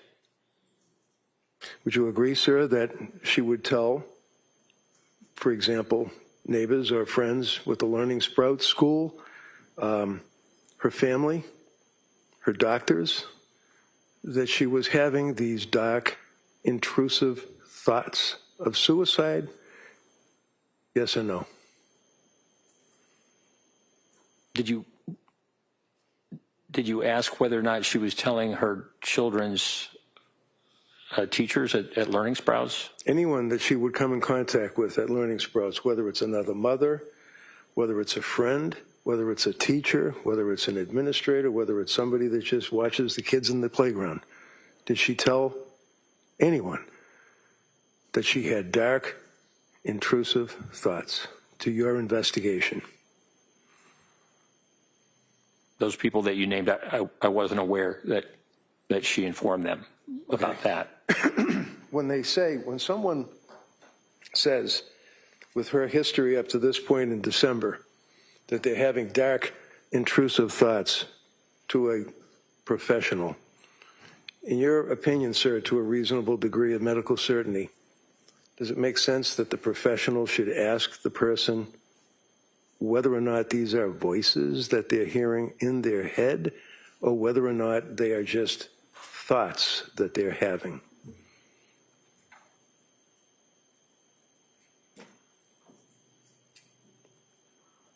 Certainly exploring that is important. And would you agree with me, sir, that when you have a young woman that, again, by all accounts, done nothing wrong in her life, exemplary citizen, has these issues and sees the doctors that, to a reasonable degree of medical certainty, a physician should do a little bit more than asking, do you have a plan? I mean, is that accepted practice just to say, do you have a plan? And if they say no, you're okay. I wasn't aware that that was the only question. Okay.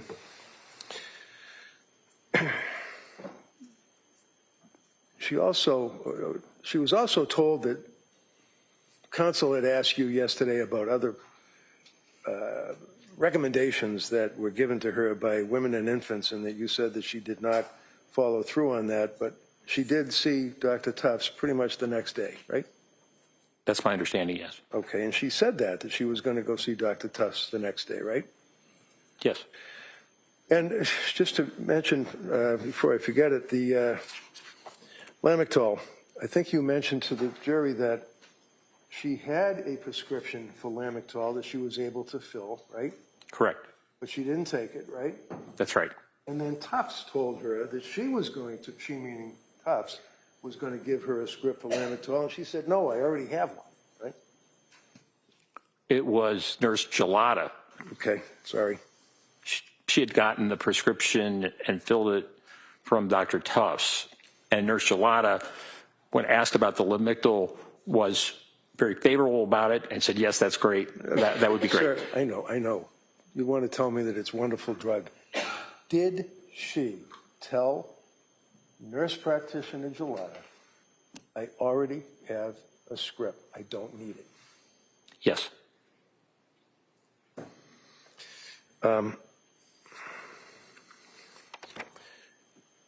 Among other things, when people are in trouble and they're having dark suicidal thoughts, whether or not it's voices in their head, whether or not it's thoughts that they can't go on anymore, they can't live life, they have to kill themselves, many times they're told to call suicide hotlines, right? Yes, Aspire. Aspire. What is Aspire? I don't know what it stands for, but it is a hotline that Ms. Clancy called twice because of her suicidal ideation. When did she call Aspire saying that she had thoughts of killing herself?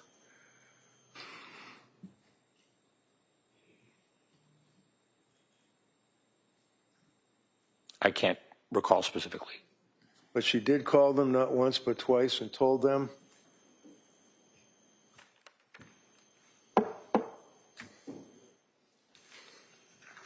So she complained and told them that she was going to kill herself, right? Twice. Right? She spoke to them about suicidality.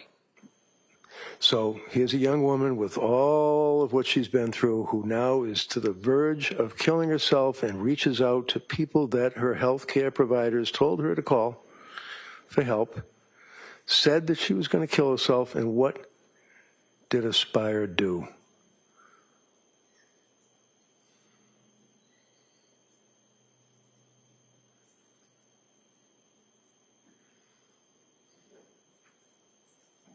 As I understand, they redirected her to her provider. They did not make a decision to hospitalize or to recommend hospitalization. They didn't make a decision to do anything. Objection. Yeah, so you can form that as a question, please. Did you read the records dealing with Aspire? Did they do anything other than tell her, no, you're not someone that we can help?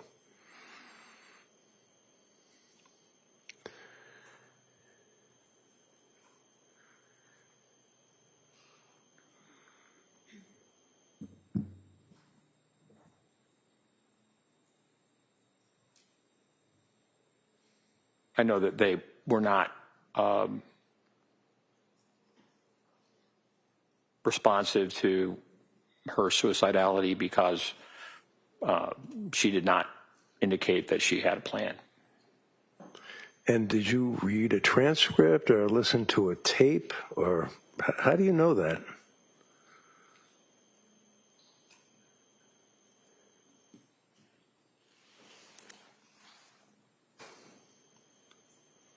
I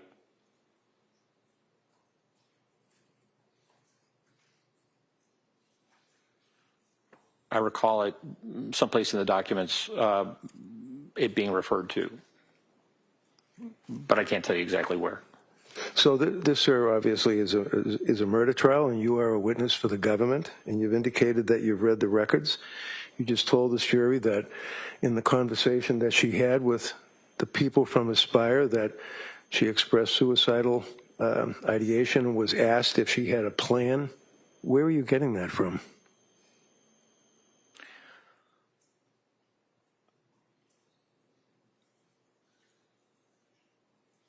I can't tell you exactly within the records. How about the second time she called Aspire? Why would she call Aspire again if they wouldn't help her the first time? In your opinion as a psychiatrist? Looking for help? Continuing to seek help. And yet again, she didn't get any, did she? That's my understanding. To a reasonable degree of psychiatric certainty with treating the patients to the extent that you've told this jury that you have, what kind of a devastating effect would that have on a person who's ready to kill themselves that's called Aspire hotline twice and has been turned away? Objection. Overruled. It could have a very serious effect. And after being discharged from Women and Infants Hospital and reaching out to Aspire, you'd agree with me that one of the concerns that the doctor at Women's Hospital in Rhode Island had is the medication that she had been prescribed by top-end nurse practitioner Gelada, right? Correct. And that's one of the reasons that they could not treat her. It wasn't just that, no, we don't think that you're postpartum depressed. We just think that there's a complicated overlay involving the medications that you've been prescribed, right? Yes. And these medications obviously included selective serotonin reuptake inhibitors, right? Yes. Prozac and Zoloft. Right. And one of the things that a doctor would be concerned about, especially with a woman who's had a baby and has stopped breastfeeding the baby, is the effect that that may have on the woman, physically, mentally, emotionally, when they stop breastfeeding a baby, right? Yes. And you've heard of gamma-aminobutyric acid, otherwise known as GABA, right? Yes. And can you tell us, please, what that is, sir? I'm sorry. Can you tell us, please, what that is, sir? What is GABA? I believe that you're referring to Lyrica. No, I'm asking about the actual acid in the person's system, their blood, that is gamma-aminobutyric acid. It's got nothing to do with Lamictal. It's got nothing to do with Seroquel. It's got nothing to do with the drug industry. This is in the body. When a woman stops lactating, a woman stops breastfeeding. Yes. There is a physical effect on the person, the body, right? Yes. What is that effect?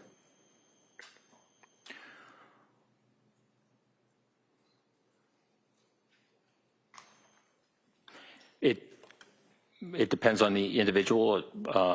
There's variable responses postpartum, and as I understand, she stopped breastfeeding around by October 21st or so, when the Ativan was started. Would you agree with me, sir, that the GABA, make it easy to type, is basically affects, its primary effect is on the neurotransmitters in the brain, right? Yes. Okay. That sounds pretty complicated. Neurotransmitters, I mean, is that like where you have a spark plug on a motorcycle and you can actually gap it and get it to kick over? It's a neurotransmitter in the brain? That sounds like it. Well, yeah, it's more complicated than that. I figured. Obviously. But nevertheless, it's still basically, you're talking about the actual organic matter of the brain, right? Yes. And would you agree, sir, that when a woman is pregnant, that there are progesterone hormone surges during that pregnancy? Yes, there are hormonal changes. Their hormone doesn't just change, it can actually surge, and it can be quite impactful to the person, right? Yes. And would you agree with me, sir, that one of the metabolites of progesterone, which has been unleashed when a woman is pregnant, with the progesterone hormone surging through their body, that you have a metabolite that actually enhances or increases the GABA activity of the neurons in the brain, right? It can, yes. And what is that metabolite, sir, that increases that activity in the very organ of the brain? I can't tell you. Is it a allopregnanolone? If you know. No. No, it's not, or no, you don't know? I don't know. Immediately after a woman has a baby, would you agree, sir, that the progesterone that we just talked about and the allopregnanolone that you don't know about drops precipitously according to the medical treatises, right? Objection. If he knows, he can answer that. Yes. And what does that mean, sir? Tell me, when it says that the progesterone and the allopregnanolone in the body drops precipitously. What does that mean, precipitously? That means rapidly. And a sudden drop, sir, you would agree has a significant potential of causing serious GABA dysfunction, right? That certainly would be possible. Do you know that, or are you just agreeing with me? I'm agreeing with you. Okay. Do you want me to keep going? Want to take a short break? I don't care. I'm just saying that. Yeah, why don't we take the morning recess at this point? All right. Court, all rise, please. Jurors, kindly close your notebooks. Please go to chairs. This way, please.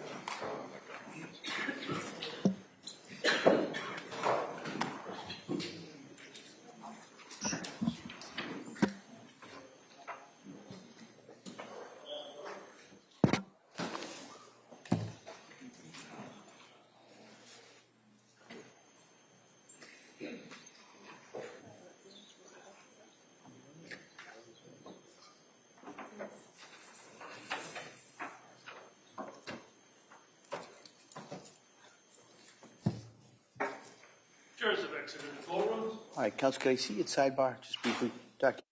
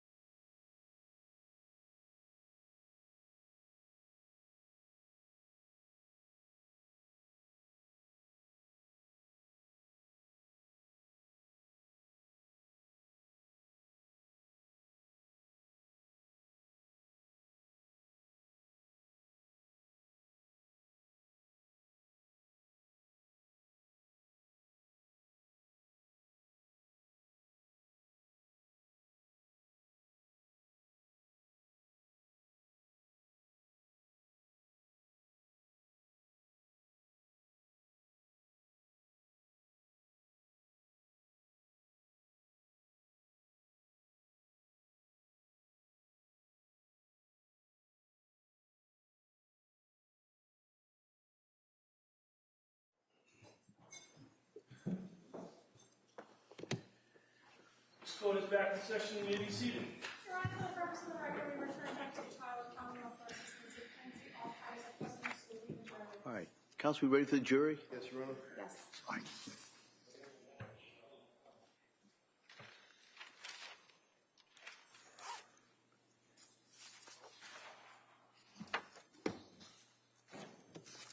Court, all rise. Jurors entering.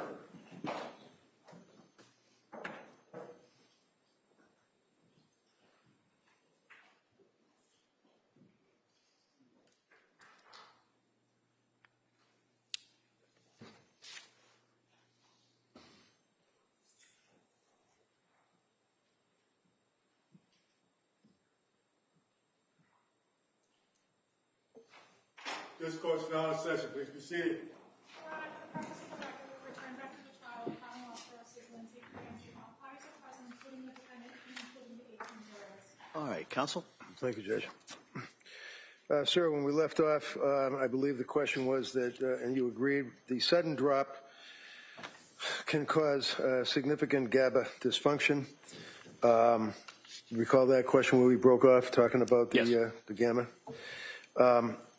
And you're familiar with the concept of, in that regard, talking about the gamma-aminal butyric acid and its effect on the progesterone and its effect on the brain synapses, is referred to as breaks, B-R-E-A-K-S. You've heard of that term, right? No. You aware, sir, that when you get to the point where you have that precipitous drop in the progesterone and the allopregnanolone dropping precipitously, that in fact it constitutes and causes significant neurotransmitter malfunction, referred to as broken brakes. I'm not familiar with that term. Can you tell me what a neurotransmitter in the brain is? You're asking what is a neurotransmitter? Sure. I don't know. Neurotransmitters function in the brain and have responsibility for not only aspects of mood, but also psychosis. Dopamine is a neurotransmitter that is significant in terms of psychosis. When it's too high, we need it. But the neurotransmitters function in a number of different ways, number of different pathways. When we think about psychiatry, we really think about the mesolimbic pathway and not just dopamine, but also serotonin, norepinephrine. And so depending on the disorder, there are different medications that can be helpful in treating those disorders. So really, from the standpoint of psychiatric illness and brain dysfunction, medication can be very helpful in regulating the neurotransmitters and difficulties. Have you heard of the broken brakes hypothesis as it relates to the impact of the precipitous drop of progesterone and the enhancement of the GABA activity? Have you heard of that concept? No. Would you agree, sir, that when a woman is in that position of the precipitous drop of the progesterone after ceasing the breastfeeding activity, the enhancement with the GABA... You mean prolactin? Prolactin. The enhancement of the GABA activity, that that would be a dysfunction in the brain, right? Certainly, mood symptoms can be significant. Would you agree, sir, that the dysfunction in the brain caused by those two items is consistent with intrusive and hard to control thoughts and highly impulsive, uncontrollable behavior? Would you agree with that? I would say it's possible. And that would relate to the capacity of a person to conform their conduct. If, in fact, because of the GABA and the progesterone and all that we just talked about, the intrusive, hard-to-control thoughts and highly impulsive, uncontrollable behavior would address itself to the issue of capacity to conform one's conduct, right? No. I mean, it depends on the timing. If you're talking, Is the answer no? at 8 months. Yeah, hold on. You gotta let doctor finish. Did you finish that answer? Yes. Okay. All right. Go ahead. Next question. So,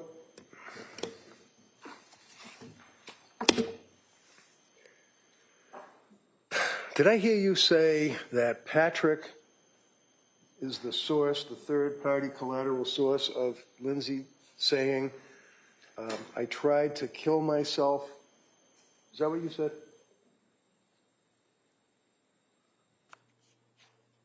Let me rephrase it for you. I mean, did you tell the jury about an hour ago or so that When her husband found her on the ground? Yeah, Yes, or something to that effect. something to that effect. Okay. And did you listen to the 911 tape when Patrick was actually speaking with Lindsay as she's laying prostrate in the snow on the ground with a broken neck and the slashes and the slits? Yes, I did. Did you hear her response to Patrick's comment, what did you do? No. Did you hear her respond to anything other than what would be described as guttural grunts? Not on that call. So when this conversation occurred, and this is the conversation that you're talking about, where she said, I tried to kill myself, kids are in the basement, he then goes into the house, right? Correct. All right. So now we have the EMTs and people are helping her out. You've seen the medical records. You know what the injuries were. You know the damage to her throat. You know the damage to her thyroid, right? Yes. And is it your testimony to a reasonable degree of doctor certainty that a person with those injuries, with the prescription drugs that were crushed up, that she consumed, with a broken neck, would be able to have a conversation? Based on the witness testimony from her husband, yes. Okay. So let's put the witness testimony from Patrick aside for a minute. And you listen to the 911 call. Are you telling this jury that she had a conversation that you could discern what she was saying? Not on the 911 call. No. Would you agree that they were all grunts? Yes, from what I heard. So Patrick goes in the house, relates the fact that he found the children, and you told the jury that his office door was closed, is what he said. Is that right? Yes. Where did you get that from? I believe Patrick told me that. Is that in your report? Yes. And when he told you that, when was that conversation that you had with Patrick? When I interviewed Patrick Clancy. Okay. So you read the grand jury minutes, right? Yes. You read the police report, right? Yes. You know that Patrick went up the stairs, and when he went up the stairs, the door was locked, right? Meaning the bedroom door, not the office door. Correct. And then he was able to open the door, right? Yes, with a key. And there was blood on the doorknob, right?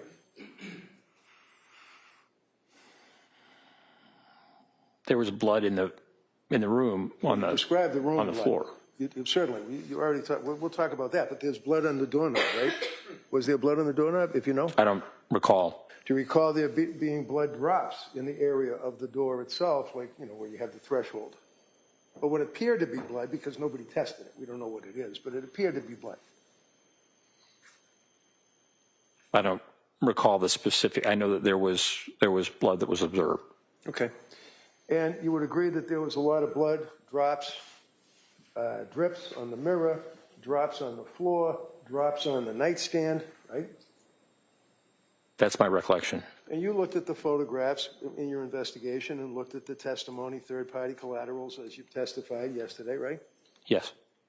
And you told the jurors that one of the things that was of interest to you is the fact that there was a glass or a wine mug or something that had crushed narcotics or I think he used the word antipsychotic drugs crushed up inside that cup. Do you remember that? Yes. Okay. Wine tumbler. Thank you. How do you know they were antipsychotic drugs? I don't recall saying that they were antipsychotic drugs. Oh, did you say they were drugs? I thought I said medications. Medications. All right, so drugs, medications, and they were crushed up? There was evidence of powder on the tumbler that Patrick told me about, and I went back and looked more closely at the photographs and saw that. Did you look more closely at the NMS laboratory or the state police crime laboratory or any testing that was done on the powder? Yes. And was there a report that said that indeed it was crushed up medication?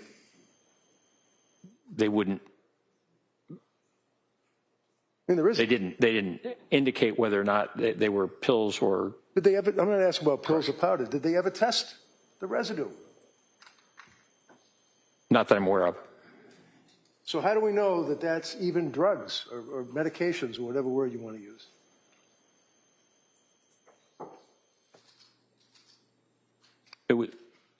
It was Patrick Clancy's observation. So basically, when you're testifying, sir, and you're waxing on about all of the facts of the case that you took into consideration prior to your opinion for the DA in this case, you're getting a lot of it from Patrick, is that right? That aspect he brought up to me, yes. Okay. So the crushing of the pills, was there a pill crusher found in the bedroom? Not that I'm aware of. Was there any residue found anywhere in the bedroom? Not that I'm aware of. So if someone's in a psychotic state and they're going to kill themselves and they're taking the pills, yesterday you said the fistful of pills, and then the DA said after a painful questioning that they were crushed, and you agreed that they were crushed, wouldn't there be a residue? A residue? Yeah, you know what a residue is, right? Yes.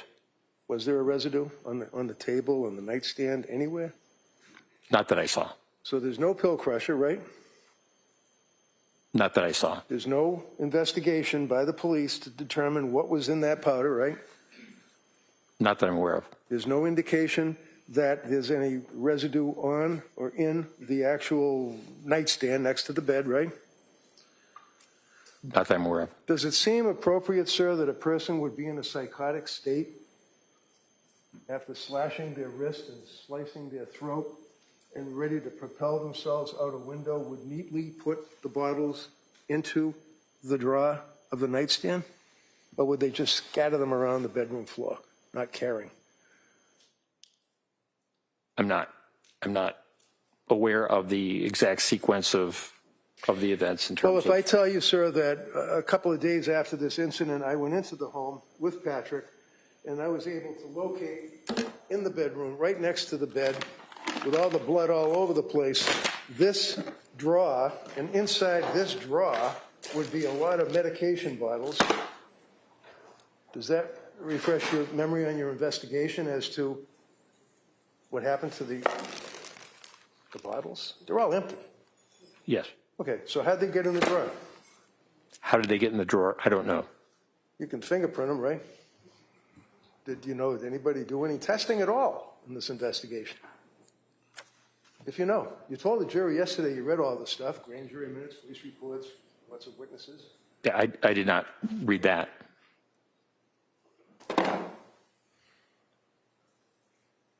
Is it your understanding, sir, that a person can be in a state of psychosis and I guess misremember something?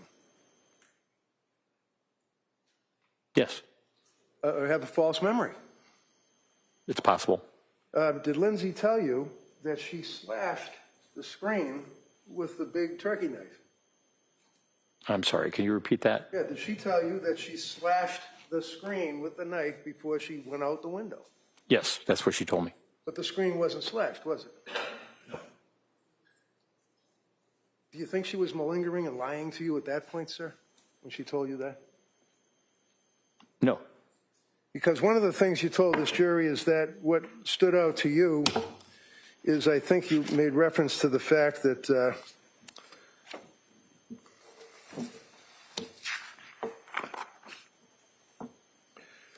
Lindsay betrayed her family by misleading her family. Remember saying that to this jury yesterday, sir? Portrayed? Betrayed is what you said. No, I said portrayed. So Lindsay portrayed and misled her family, is what you said to the jury? Yes. How should she mislead her family? Well, in text messages, for example, in the days prior to the event, her parents had visited over that weekend, and the communications that she was providing did not give a sense of her state of mind regarding suicidality. Are you kidding me? They stayed up in their house to help them. Sustained. They stayed at the house, didn't they? Yes. Why did they stay at the house? I'm sorry. Why did they stay at the house? They were visiting.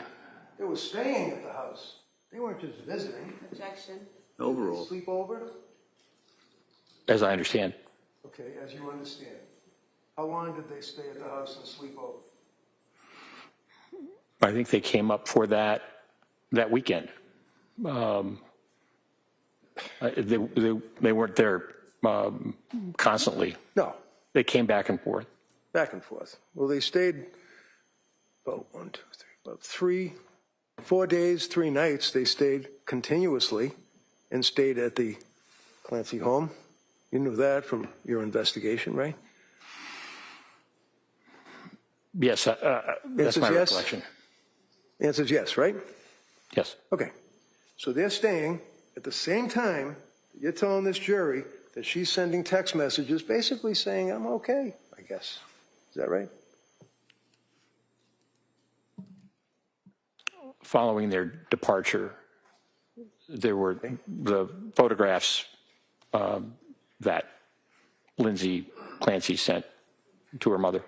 She didn't send her mother photographs showing that she was smiling or happy with her family, did she? I think there was a photograph of her and the children by the snowman. No. Is that a bad thing to do that and send a picture of you with your kids making a snowman to your parents? No. Is that something, in your opinion, Dr. Saathoff's opinion for the district attorney, that a person who is involved with postpartum psychosis, postpartum depression, wouldn't take a picture of the snowman and their kids, send it to their mother?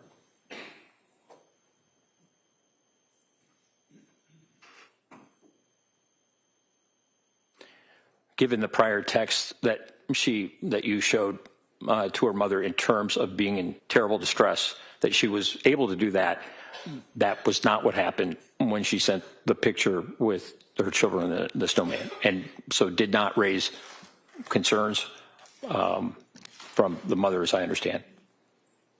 Did you talk to the mother? Pardon me? Did you talk to the mother? No, I tried to. Did you review police reports or statements? You tried to? How'd you do that? What'd you do, call her up and say, I want to talk to you? No. Did the district attorney call him up? I asked Ms. Clancy who would be good for me to speak with, and she said her husband and her family. Okay. So based on that, what did you do? I contacted the district attorney, and I... Which one? Which one of these two? Ms. Sprague. Ms. Sprague. Okay. You spoke to Jen Sprague, and what did you say to her? Sprague. What is it? Attorney Sprague. You spoke to Jen Sprague, and what did she tell you? Attorney Sprague. She told me that she would reach out and attempt to see if I could interview Mr. Clancy and Ms. Clancy's family. Okay. So did you do that? Did you reach out to her mother? Did I reach out? Yeah. No. Okay. Did someone tell you that she wouldn't speak to you? Yes. And when was this, sir? About 2 months ago?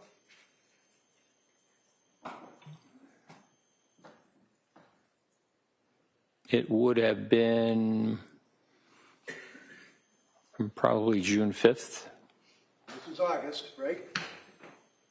Pardon This me. is August. We're in August right now, right? Yes. You called to speak to the mother in June, right?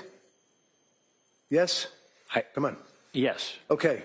And when you called the mother, did she say, I did not call the mother. Okay, so the I did answer not is you call did the not mother. call the mother. Who told you that you couldn't talk to the mother? Ms. Sprague. Attorney Sprague, please. Right. Attorney Sprague. Now, when Attorney Sprague called you and said you cannot talk to the mother, did it ever occur to you to reach out to me? You're being objective and all.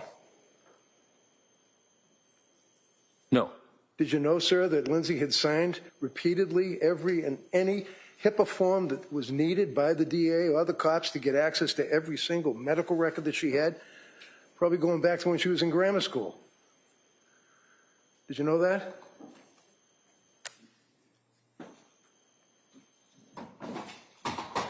I know she's been open to it, and she told me that she would like for me to speak with them. Right.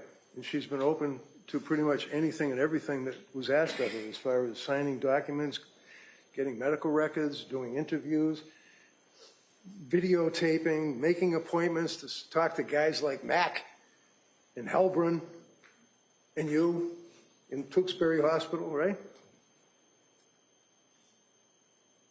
I'm sorry, can you repeat the question?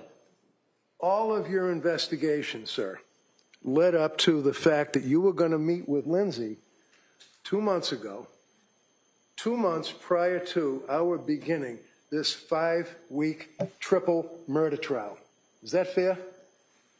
That's true. And you told this jury that you wanted to establish a rapport with this kid? Yes.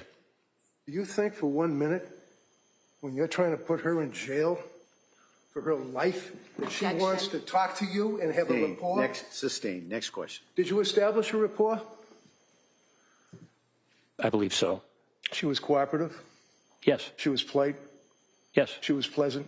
Yes. And I asked her at the end if there was any question that I had asked that made her feel uncomfortable, and she responded in a positive way. Okay. One of the things that you told the jury is that you felt that she was malingering, or basically lying. I guess you were telling the jury, in your opinion, that she was making stuff up to make herself look like she's crazy when she killed the children. Is that what you told the jury? I didn't use those words. No. You're a little more finesse than I was. But nevertheless, sir, you're talking about malingering, right?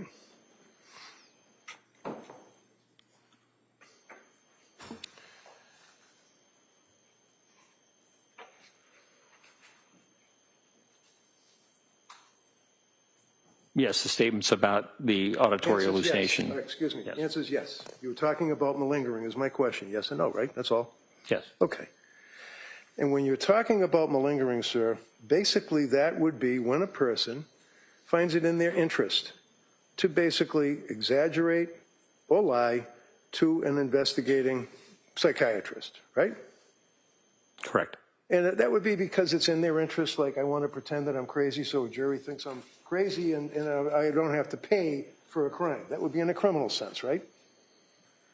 Yes. Workman's comp cases, you know, a guy gets hurt in the truck and then they end up having interviews by guys like you to make sure to see if, in fact, they're legitimately hurt for a workman's comp claim, right? Yes. Or a civil case, like an auto accident, right? Yes.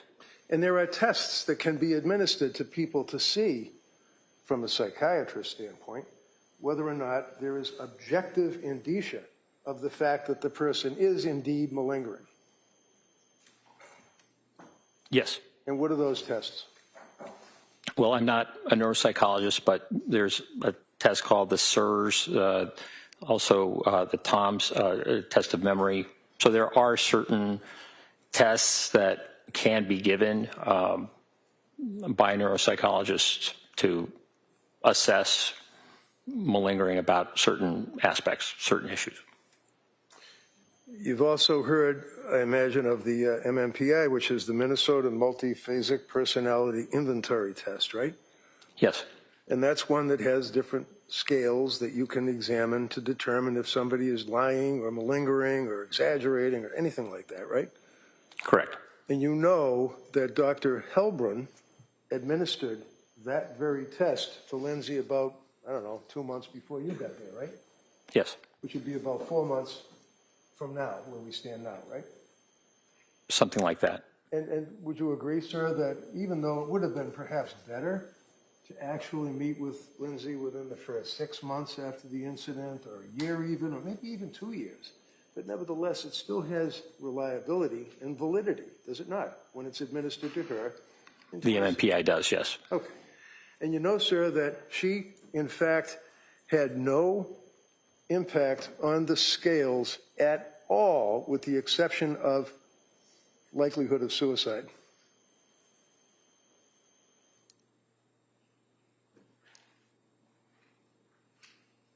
Yes, that's my understanding. Indicating that, as far as that test that was administered to her by Dr. Helbrun, did not have any evidence at all. This kid was lying, exaggerating, suppressing anything. She was being truthful, right? Objection. Overruled. About the questions that were on the MMPI, yes. And those questions, sir, pertain to personality traits, they pertain to her recollection, they pertain to all of the investigation that Helbrun was conducting, right?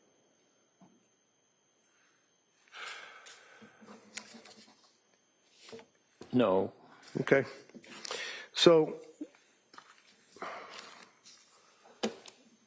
when the tests were administered and the results were provided, would you agree with me, yes or no, that specifically the test indicated that she was not malingering? Yes. Okay. Correct. You mentioned one of the other things that you were concerned. Oh, by the way, would you agree with me that Dr. Philip Resnick, as you indicated, is like a world-renowned person on filicide, or the killing of your children? He's also a person that is in the forefront pretty much worldwide on malingering, right? Yes, he has written about that. He's done more than write about it. He's basically given hundreds of lectures and many, many, many learned treatises, all about people that lie to psychiatrists to try to get away with something, right?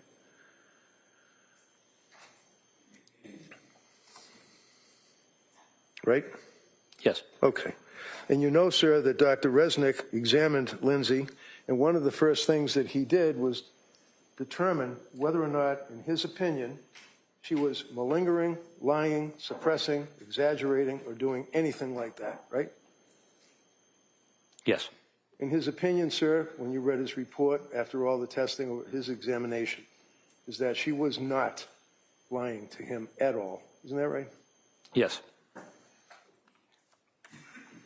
One of the things that you referenced, sir, was you felt that Lindsay was lying about standing at the refrigerator and making chicken McNuggets or whatever and carrots or peas or something. And you felt that that wasn't right because the child had already had a bowl and was eating, I think you told the jury, chicken nuggets and vegetables or something like that, right? Green beans. Green beans. Have you looked at the photograph, sir, that's in evidence in this case about that bowl?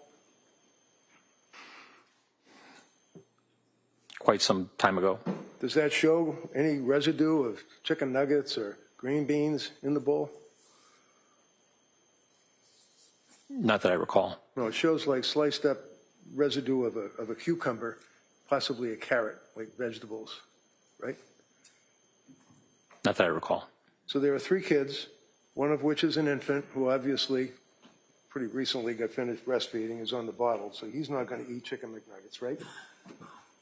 Right. So we have 2 young children that have to be fed, correct? Yes. You have 2 young children that Lindsay indicated that she was at the refrigerator getting the chicken and the vegetables so that she could feed the kids, correct? Yes. Told you that she would not give the kids chicken McNuggets and vegetables in a bowl, that she would have a plate, right? Not necessarily. So when she was at the refrigerator, sir, it's your understanding that she was not being truthful, telling you that? Is that what you're telling the jury? I think what I said was very inconsistent with what she had told Dr. Spinelli. So when she's at the refrigerator and telling you, your interview, I know you imported Dr. Spinelli's report, you imported Dr. Resnick's report, you imported Dr. Zeisel's report. When you were talking to Lindsay, did she tell you she was getting food for the kids out of the fridge? That's my recollection. Now, with all of the understanding in your testimony, sir, about the voices, correct me if I'm wrong, you're telling this jury and Dr. Saathoff's opinion, based on your experience and all of your writings and everything, that when one hears voices, they would be internal or external? To be legit. They can be either. Really? I'm sorry, I thought you said that they had to be a particular type, like not internal. If they're internal, they're probably lying. But that's not true, I'm wrong? The voice that Ms. Clancy told me about during the time of this event, she said was external. Okay. And is that consistent with your understanding, sir, of the research on auditory hallucinations? Well, some auditory hallucinations can be internal. So, for people who are psychotic. and you were aware, sir, that Philip Resnick, Dr. Resnick, did publish the article in the International Journal of Law and Psychiatry in 2014 in conjunction with Simon McCarthy-Jones. You're aware of that? Yes. Treatise, yes. And would you agree with me, sir, that in fact, just if some doctors might feel that hallucinations auditory must originate from the exterior as opposed to interior, would you agree, sir, that in this article, claim number 1, doctors may say, voices are typically heard as coming from inside the head, with the corollary that voices heard as coming from outside the head are atypical. Would you agree with that? That was not my recollection of the research. That okay. I understood that it was a minority of. No. Excuse me. It doesn't matter what you. Oh, hold on. Good. Next question. I'm going to approach you with the article. We've already established who authored it, read it, all that. Okay? It was quite some time ago. Sure.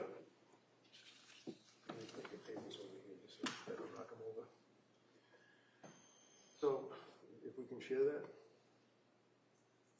Do you want me to say it? No, I want you to share it. Put it right here so I can look at it. Okay, all right. Would you agree, sir, that it says voices are typically heard? This is a claim number 1.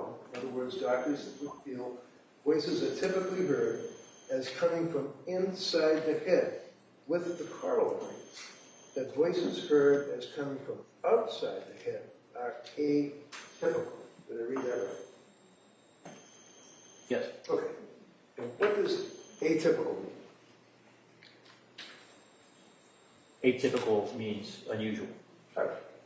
And this article is saying that there are psychiatrists that feel that voices heard outside of the head, auditory hallucinations, are indeed not legitimate. Is that fair?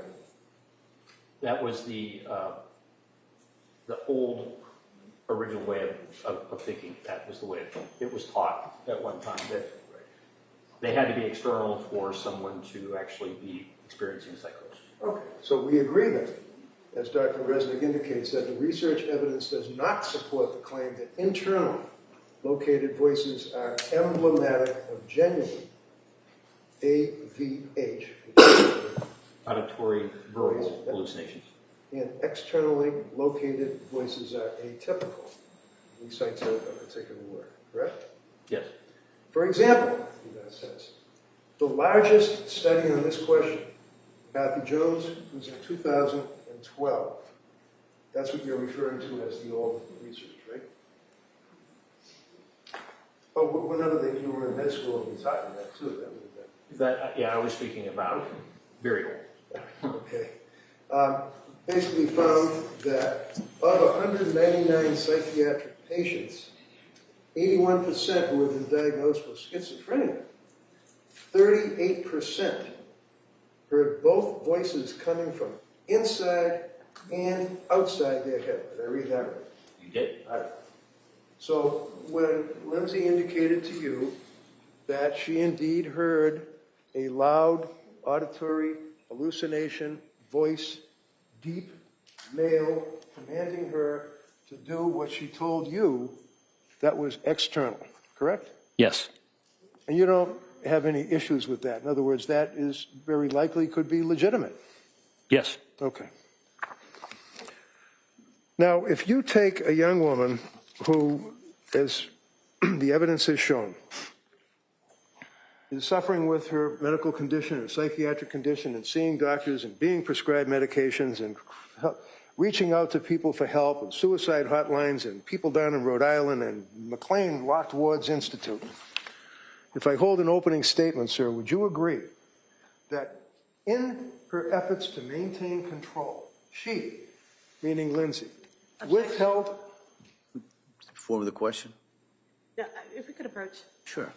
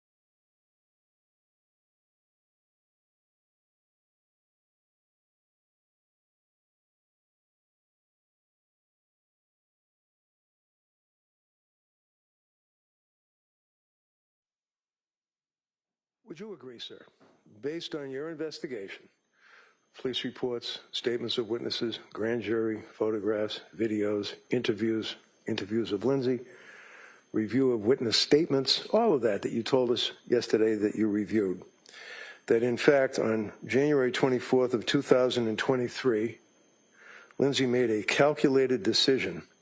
She was a woman who no longer liked the life she thought she wanted.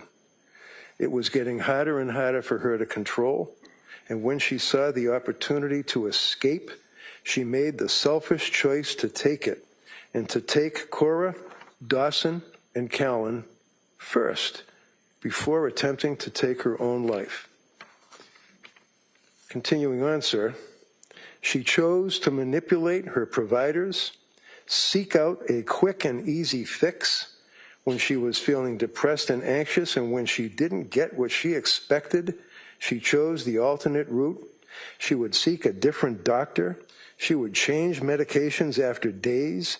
She disengaged from treatment that she didn't like the plan, and after only 4 months in treatment, she made a choice, a deliberate and intentional decision that she did not want to try anymore.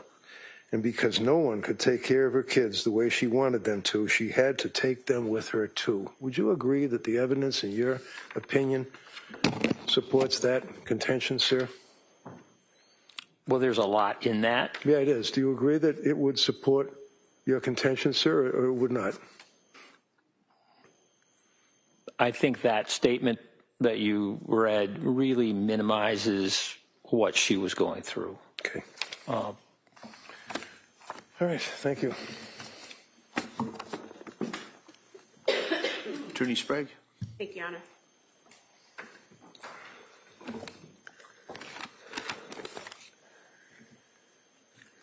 Sir, you were asked during cross-examination about your work as a forensic psychiatrist for the Bureau of Prisons and for the prisons in Virginia. And about that work and kind of minimizing what your experience was there. What was your work there? What did that entail? Well, I continued to work there, and I continued to teach students in that system. Seeing patients who are inmates in a number of different facilities, men's and women's facilities over the years, and doing assessments, evaluations, making determinations about treatment, and the like, gathering information. So really, treating these inmate patients as patients who have significant mental illness and really require the best treatment that we can provide in the system. And during the course of your many, many years working in that system and treating these patients, have you treated patients with psychosis? Yes. And does that include treating women with psychosis? Yes. And how often have you done that? I'm going to object. I didn't ask about it. He said two already. He's already said twice. Overall, she may have that. Go ahead. Since 1992, Yes. so 34 years. How many patients have you treated in the prison system, women patients dealing with psychosis, approximately?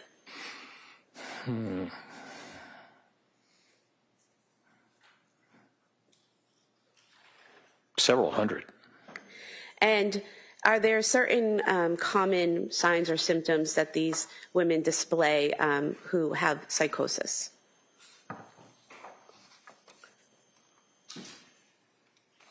Yes. And what are those? Well, some have delusions, fixed false beliefs about certain things, though they can present as being psychotic that way. Also, they can present with hallucinations, what we call perceptual disturbances, and generally they are, in most cases, auditory hallucinations, auditory verbal hallucinations. And they also can present with disorganized thinking, having words, making up words that have special meaning, really having a great difficulty communicating. And you also mentioned that you all worked for a state hospital for, I think you said 15 years, is that correct? Correct. And did you treat patients with psychosis during those 15 years? Yes. And did those include women with psychosis? Yes. And in terms of your treatment of women with psychosis, were you responsible for diagnosing them with their underlying mental condition? Yes. Diagnosing psychosis as being one of their symptoms? Correct. And then treating the underlying condition and the symptom of psychosis for those women? Yes. And you did that for approximately 15 years, correct? Yes. And you mentioned two specific patients, females that you dealt with postpartum depression or postpartum psychosis. Do you recall that? Yes. And what did you learn from treating those two patients? So those are the two patients that are mentioned in the case reports. Which case reports? The case report about postpartum psychosis that was written. On the medication interaction? Yes. Are you asking how those patients presented? Yes. Okay. There were, as I recall, it's been a while since I looked at the paper, but one was an 18-year-old woman who had delivered her child and had decided not to take, or that she did not want to breastfeed. And so in those days, this medication, bromocriptine, also called Parladel, was given. And we found that within, I think, just a couple of days of the time that she was given this medication, she became convinced that she had to kill her child. And I believe that she was experiencing auditory hallucinations, and she was so distressed about that she wanted to kill herself and was suicidal. And that was how she was brought to our attention. In evaluating her, we removed the Parladel, the bromocriptine, and she responded and resolved her symptoms, her psychotic symptoms, and we were able to discharge her back to her family. The other case, I believe, was another female, a bit older, maybe mid-20s, and she was also given this medication and also became psychotic. For her, it was more a manifestation of mania. She was hypersexual with her husband. She, I think, was quite hyper-religious, and she was... Doctor, sorry. in terms of her delusions, those were more of religious delusions? Pardon me? Her delusions regarding her child were religious delusions? Yes, I believe so. Okay. And once that medication was removed from that woman, did her symptoms subside? Yes. I think in that case, she was also given, she was so disruptive on the ward, taking her clothes off, et cetera, that she was also given antipsychotic medication for a period of time, and her symptoms resolved. And going back to the first patient that you described, you said that she had voices instructing her to harm her child. And was it as a result of her feelings of guilt for about those thoughts and voices that she was suicidal? Yes. Okay. So she wanted to kill herself instead of killing her children, correct? Yes. Now, you were asked by Attorney Reddington about your curriculum vitae and focusing in on terrorism, and is that your sole focus? And you said no. What has been your focus over your career? Well, from the time that I finished my residency, I've been very interested in public psychiatry. And so upon realizing the seriousness of mental illness within the prison system and the value of teaching psychiatry to students within the system, I began doing that while I was also doing work with the state hospitals, seeing patients, whatever. So I would say that of all the things that I do and consider myself, what is most important to me is working with patients. And it's the value of also being with students and having them learn from these patients is going to make them better doctors, even if they don't choose to go into psychiatry. So I see my identity actually as a clinician, and I have patients I'm scheduled to see. I was supposed to see some yesterday, and also I'm going to see patients on Friday. And Doctor, defense counsel asked you about the onset of postpartum depression and postpartum psychosis, and you had said that the DSM-5 lists postpartum onset within 4 weeks, correct? Correct.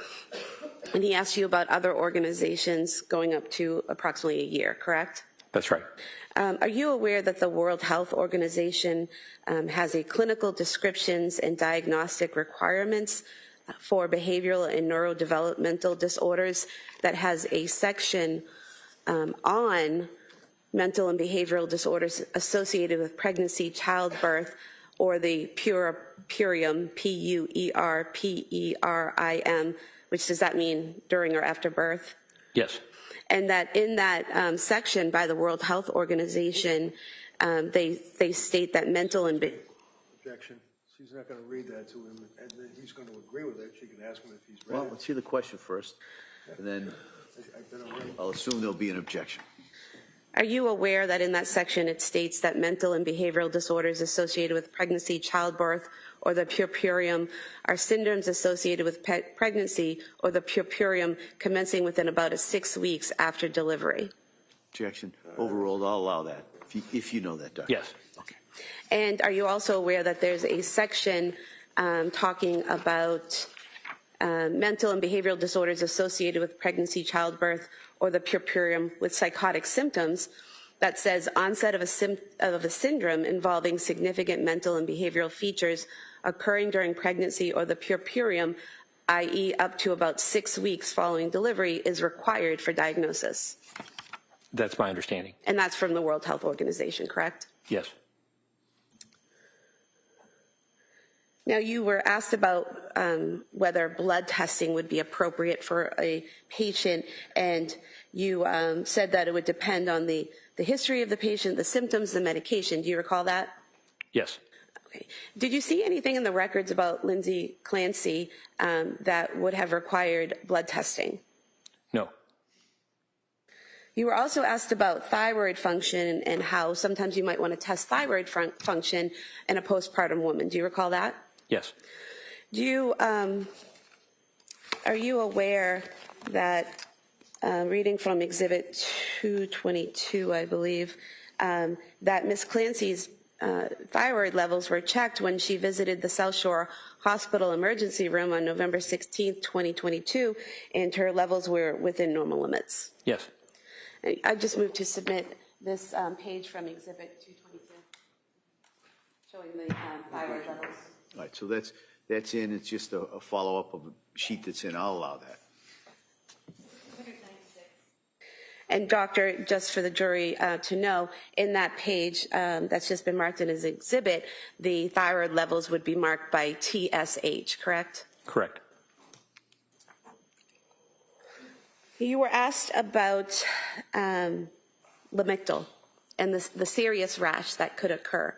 You said that the serious rash is rare. How rare is it? Approximately 1 in 1,000.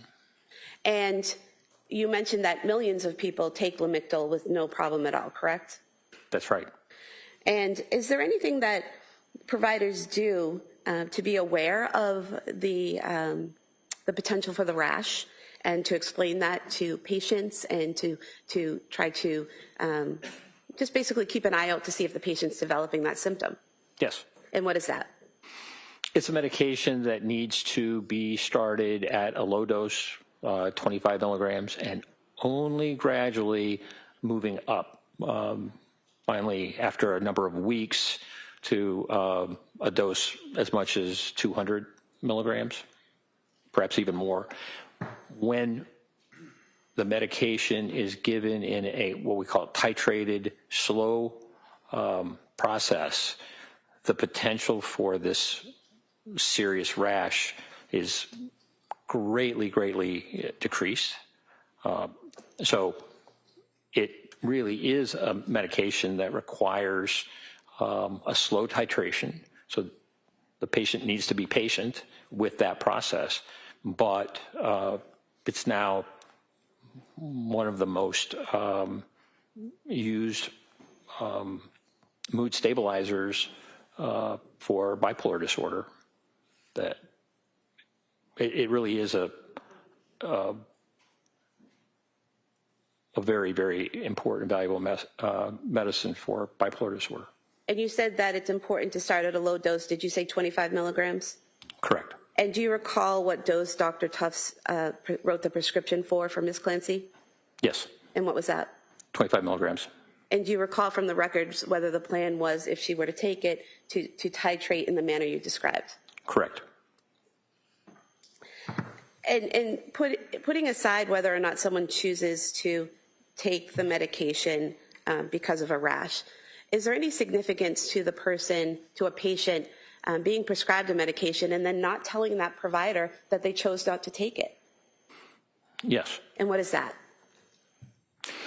Well, it really limits the provider in making other decisions. If a decision is made that a patient is not going to take a certain category of medication, it's helpful to let that provider know and say, I've decided against it. What are some other alternatives? Doctor, you were asked about lack of sleep potentially causing psychosis, correct? Correct. And sleep was definitely an issue for Ms. Clancy in the fall leading into December of 2022, correct? Yes. And looking back to the McLean records, would it be accurate to state that her sleep got progressively better while at McLean? Yes. And then directing your memory to the text messages that Ms. Clancy had with her mother from January 7th through January 22nd of 2023, would it be accurate to state that she told her mother she was sleeping better during that time? Yes. Defense counsel asked you if by all the evidence and witnesses that the defendant was a happy wife, mother, daughter, all of that, and you said no. What were you referring to when you said no? Well, I was thinking about the paper that she filled out on September 12th of 2022, in which she expressed some of the concerns that she had, significant anxiety, but also, as I recall, insomnia was a concern of hers. And it was followed up with Jennifer McAllister, who worked with Dr. Tufts.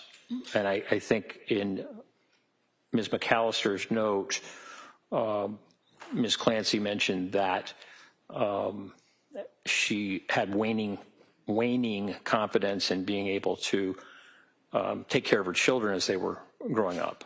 And that, I think in a note of Dr. Tufts noted that she said that she found that Callan needed more attention, and that as the kids were growing older, that she was finding them more challenging.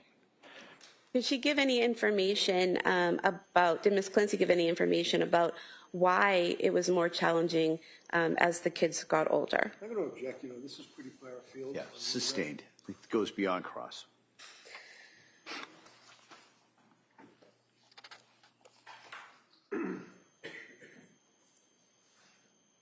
So, Doctor, defense counsel asked you about Dr. Tufts and her treatment of the defendant, and mentioned repeatedly how she'd only been in the practice on her own for a few months. Do you remember that?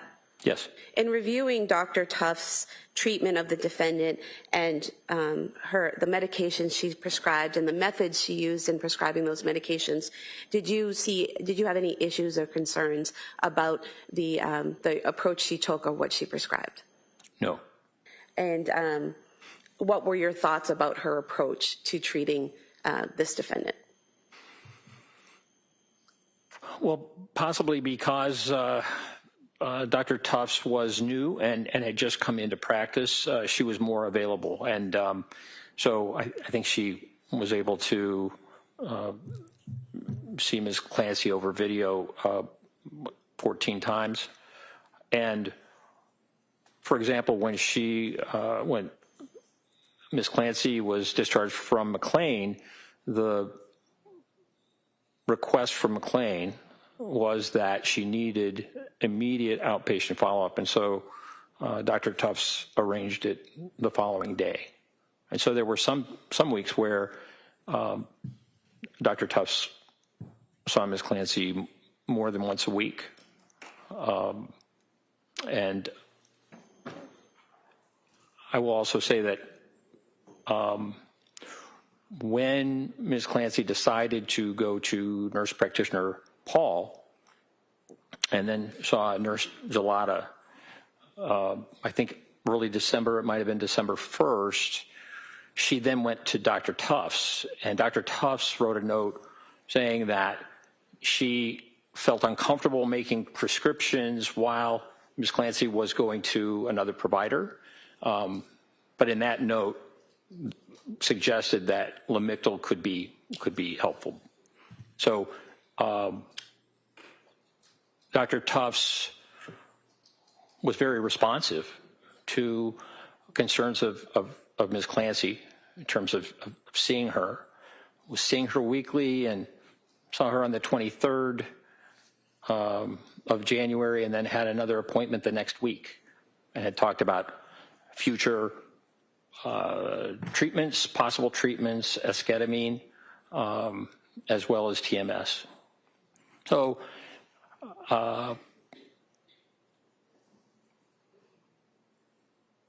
perhaps the fact that she had just left her residency meant that she could be more responsive to seeing patients quickly, and she did that. And speaking specifically to the prescribing, prescribing which medications she's prescribed, which doses, what different options she tried. Did you have an opinion based on your training and experience of Dr. Tuff's method with prescriptions? Yes. And what was that? I felt that the prescribing was very reasonable. How so? Well, back in 2013, 2014, Ms. Clancy had taken Prozac and SSRI, and it was helpful. She also took Wellbutrin and propranolol. After Dawson was born, Ms. Clancy had some significant anxiety and actually went to a doctor and was prescribed Zoloft. So this would have been in 2019. But then decided, 2019, early 2020, but then decided not to take the Zoloft. Her anxiety symptoms resolved. It was a difficult time, particularly as she got older because of COVID. But she decided that even though she had the prescription of Zoloft, she decided not to take it. The anxiety that she experienced after Callan's birth was more significant and lasted longer.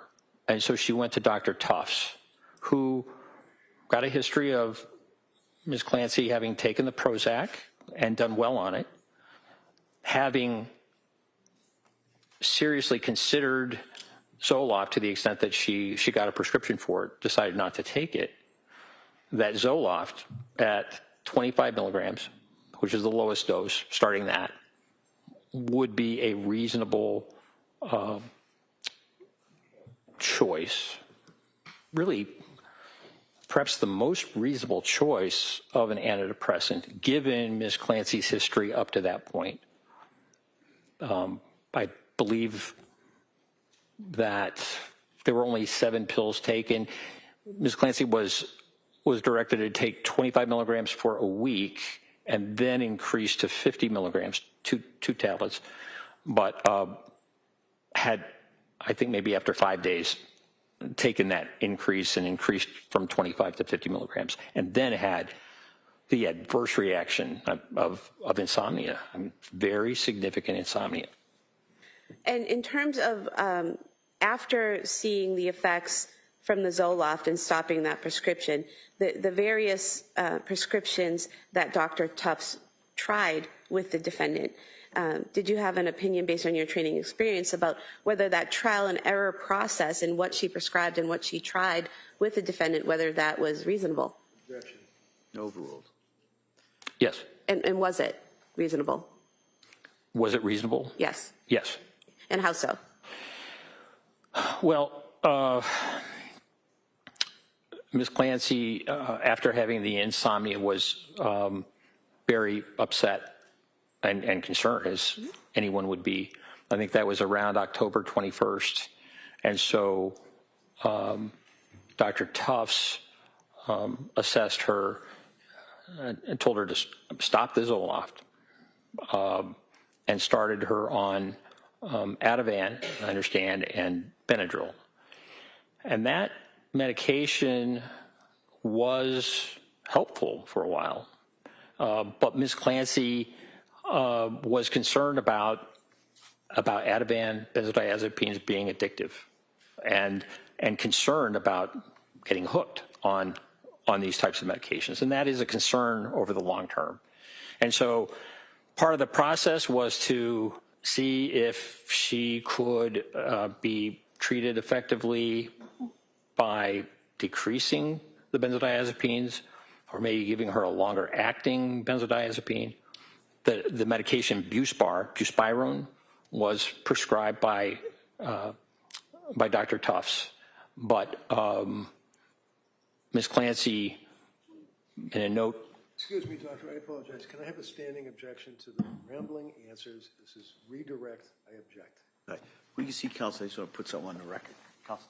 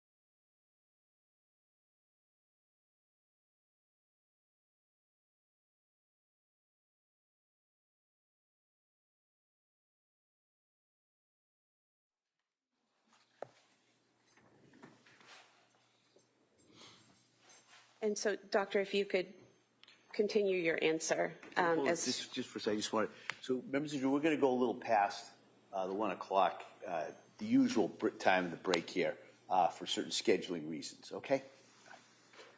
So if you could just summarize briefly what you said, that you thought that Dr. Tufts' approach was reasonable. If you could just summarize briefly why you thought her approach was reasonable. According to the notes and also the emails, communications with between Dr. Tufts and Ms. Clancy, I found Dr. Tufts to be very responsive to Ms. Clancy's symptoms and concerns in really trying to make adjustments according to how Ms. Clancy was doing. Thank you. And you were asked by defense counsel about her visit to Women and Infants Hospital and about the defendant. I believe what defense counsel asked you was that every time a doctor told the defendant to do something, she was on it immediately. Do you remember being asked that? Yes.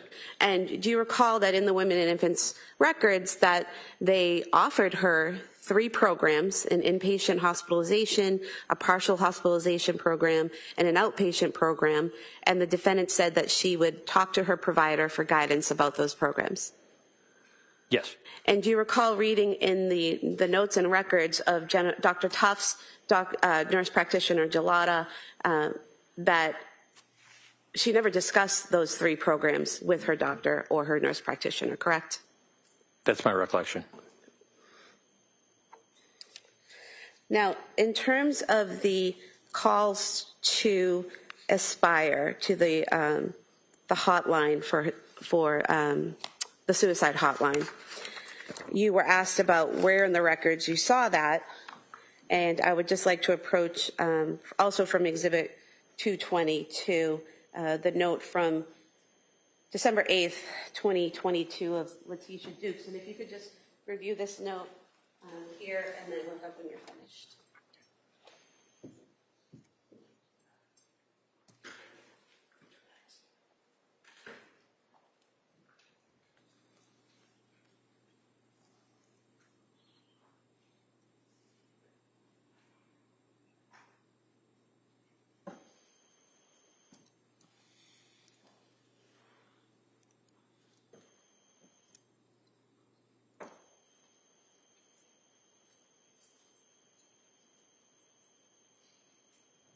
Doctor, is this the record that you were referring to that gave you the information about the defendant's call to the suicide hotline?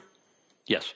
And reading from this page from the exhibit, page 45, it states that patient contacted Aspire Crisis Support.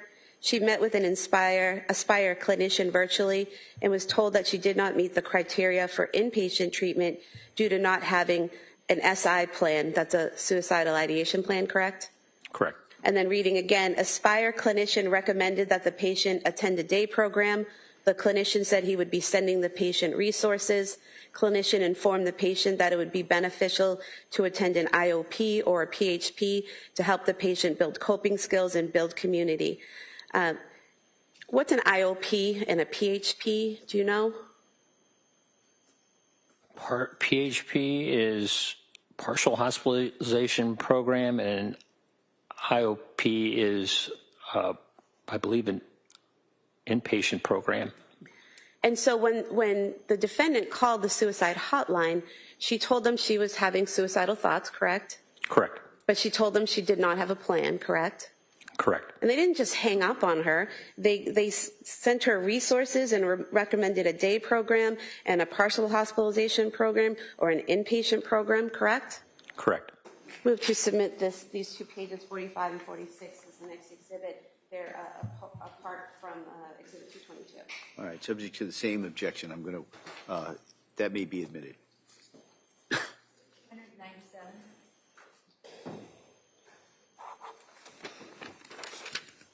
You were asked a lot of questions about hormone changes after pregnancy and if that can affect, and stopping breastfeeding, and if that could affect someone's mental health. Do you remember that?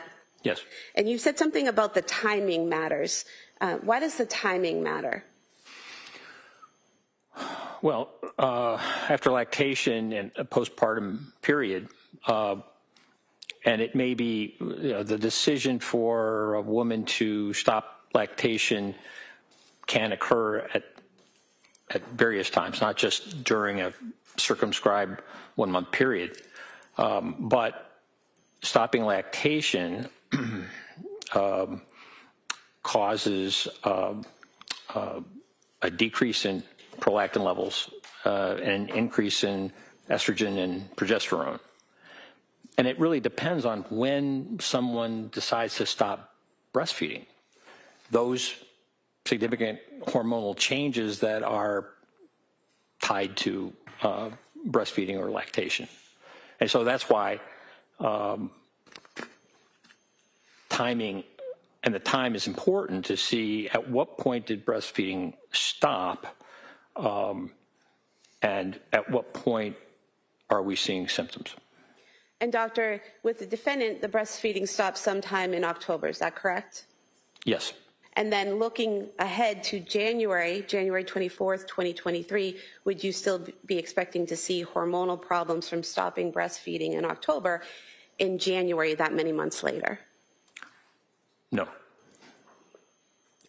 Now, you were asked about the statements Patrick made regarding his interaction with the defendant when he found her outside in the snow. And is it correct that he told you he found her and said, "What did you do?" And she said, "I tried to kill myself"? Yes. And did he then say, "Where are the kids?" And she said, "They are in the basement"? Yes. Did he then tell you that he then called 911?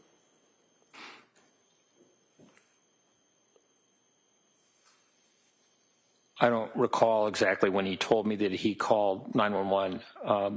What I recall is his statement about what she said to him. And that was her statements to him when he immediately found her on the ground? Correct. Okay. And you're aware that at some point he made a 911 call, correct? Yes. And during that 911 call that you listened to, you didn't hear the defendant saying any words at that point, correct? I did not. And as a physician, are you aware that someone who's been injured can deteriorate over time? Yes, particularly after an overdose. And can they be speaking in one moment and then unable to speak moments later? Yes. Now, you were also asked about the crushed up pills and whether there was any residue on the nightstand or anywhere in the house that the police saw, correct? Yes. And there was no residue in the photos, correct? Not that I saw. But you don't know when she crushed up the pills, do you? I don't. If she had crushed them up earlier in the day, there wouldn't necessarily be residue, correct? Correct. If she had crushed them up days before and put the empty bottles in a drawer, there wouldn't necessarily be residue, correct? It's sustained. Yes.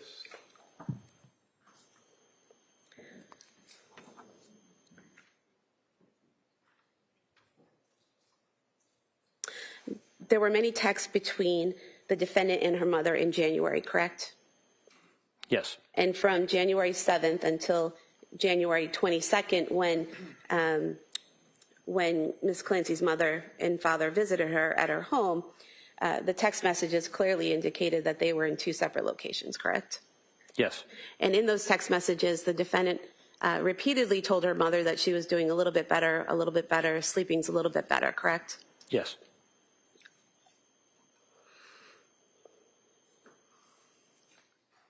You were asked about Dr. Resnick and how many articles and how many books he's written and how he's well known in this area, correct? Yes.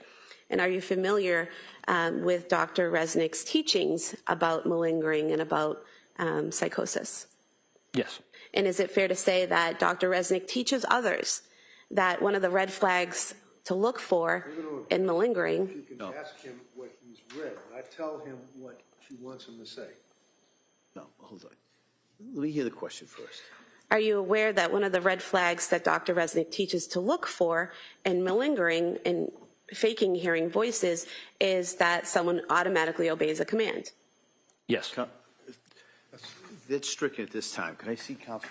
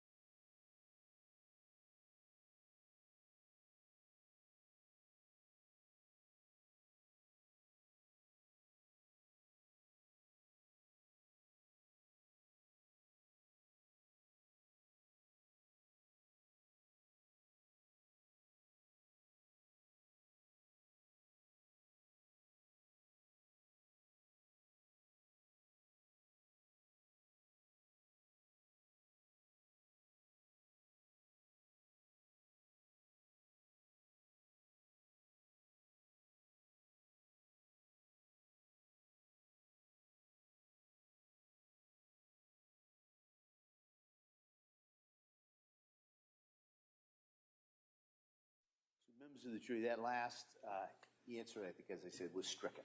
Okay? Yeah, come on. Thank you, Your Honor. Now, you were asked about trying to do collateral interviews with the defendant's family, correct? Yes. And you had requested of our office to make arrangements to interview the defendant's parents and her sister, correct? Yes. Were you aware that an email was sent to, were you aware that a phone message was left for Paula Musgrove asking if she and her husband would be willing to meet with you on June 11th, 2026, and that they did not return the call? That's my understanding.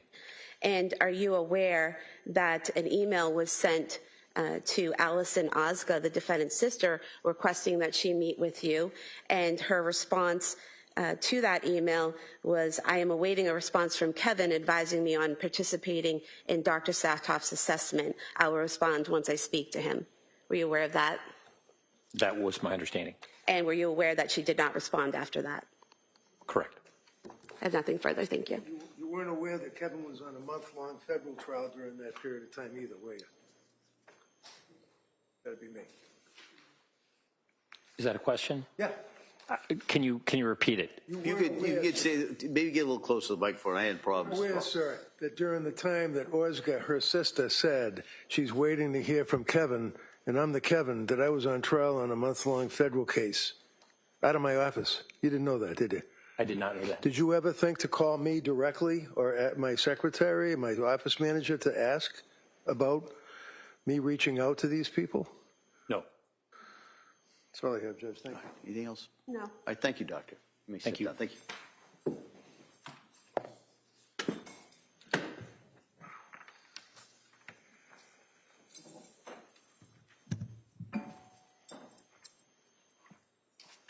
All right, Attorney Sprague? Commonwealth rests. All right.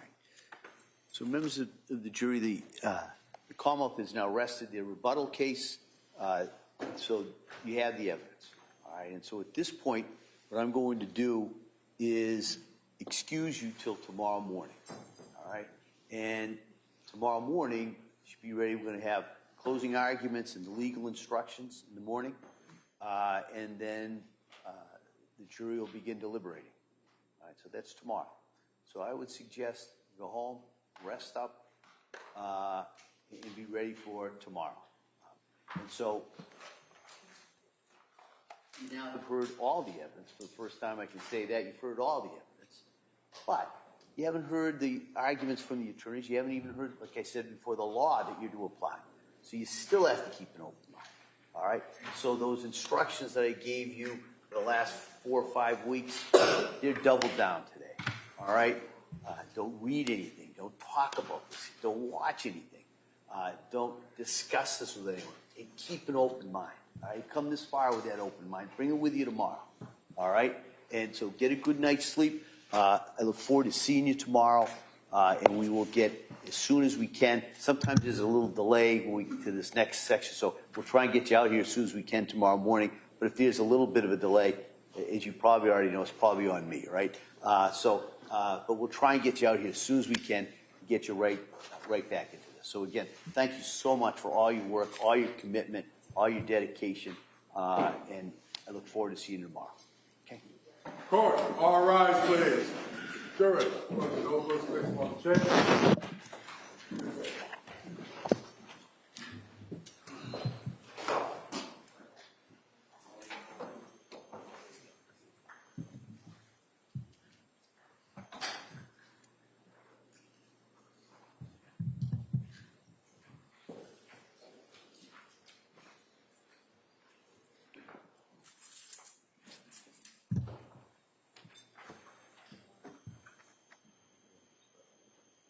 Jurors have exited the floor of this closing session. All right. What I thought we'd do is maybe I'll hear from the defendant in regards to any motions at this point. Then we can take a break, probably till about 2:30. Come back to the charge conference. Before you leave, I have that draft so you could impose on your lunch hour. You could be looking at my instructions. With that, Mr. Reddington. Yes, Your Honor. I know it's not crafted by learned hand, but nevertheless, I did file a motion for required finding that I have to renew, so I'm renewing it and waive argument. Okay. We'd object to the motion. All right. All right. The motion at this point is denied. All right. And so we will be in recess till 2:30. And if counsel can just wait, and I'll get those copies. I should have brought them out with me. They're in my lobby. And then we'll be in recess. All right. All right. Thank you, everyone. Court, all rise.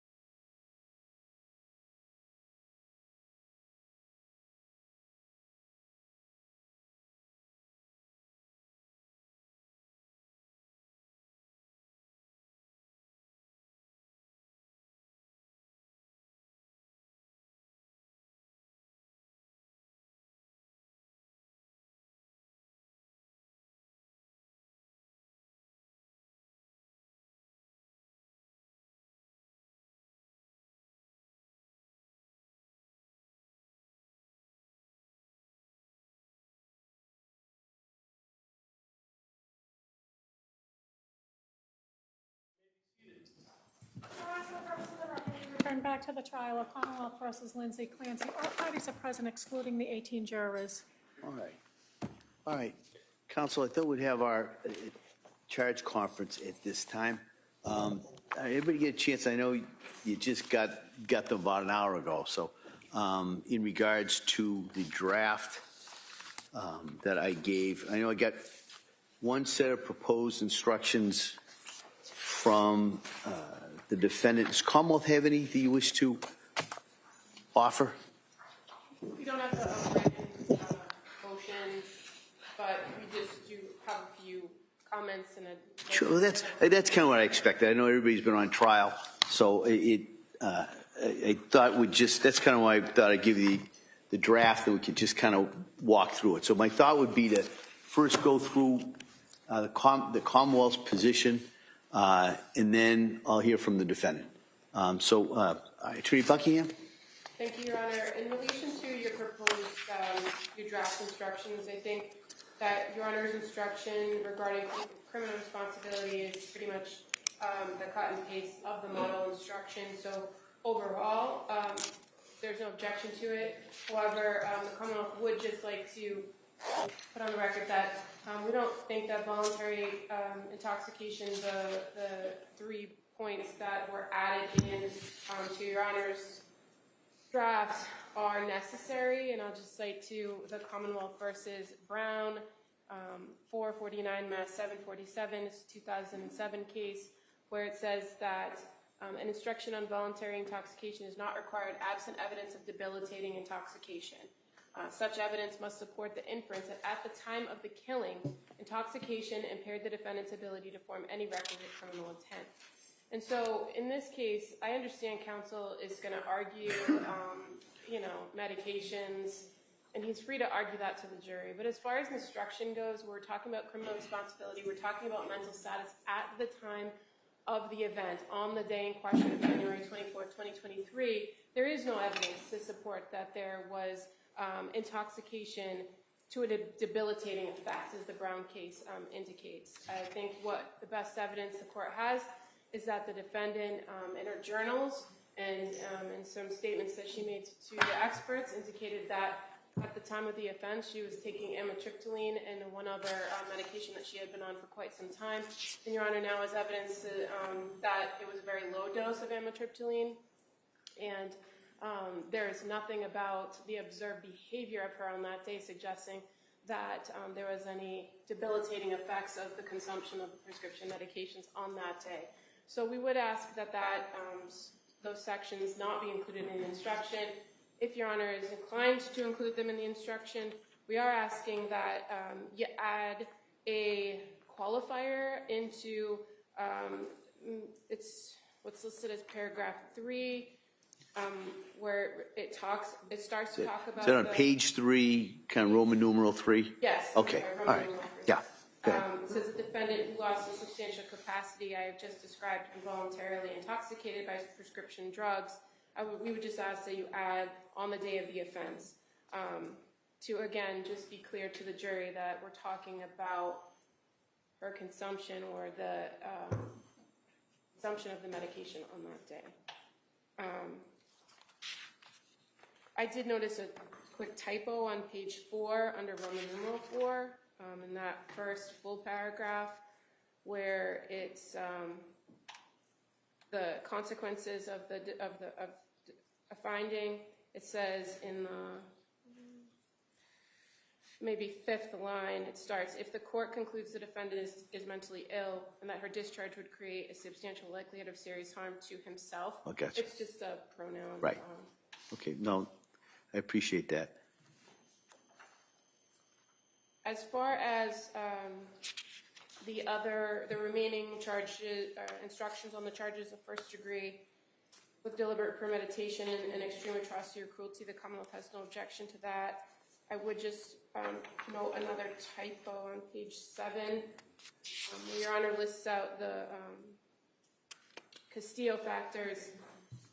On the third factor, C and D appear to be on the same line, and there are just some numbers in there that I don't think make sense. This is the manner and degree of severity of the force used. Oh, I got you. Yep.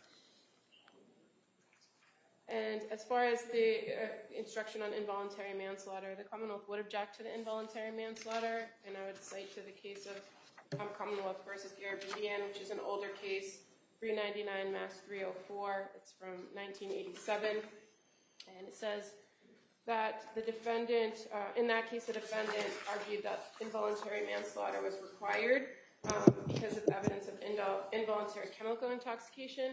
That was a case where the guy was he sprayed chemicals on lawns, and he had an interaction with a homeowner and ended up getting into a physical altercation with her, strangling her, falling off a ledge, hitting her with a rock, and then strangling her with a shoelace.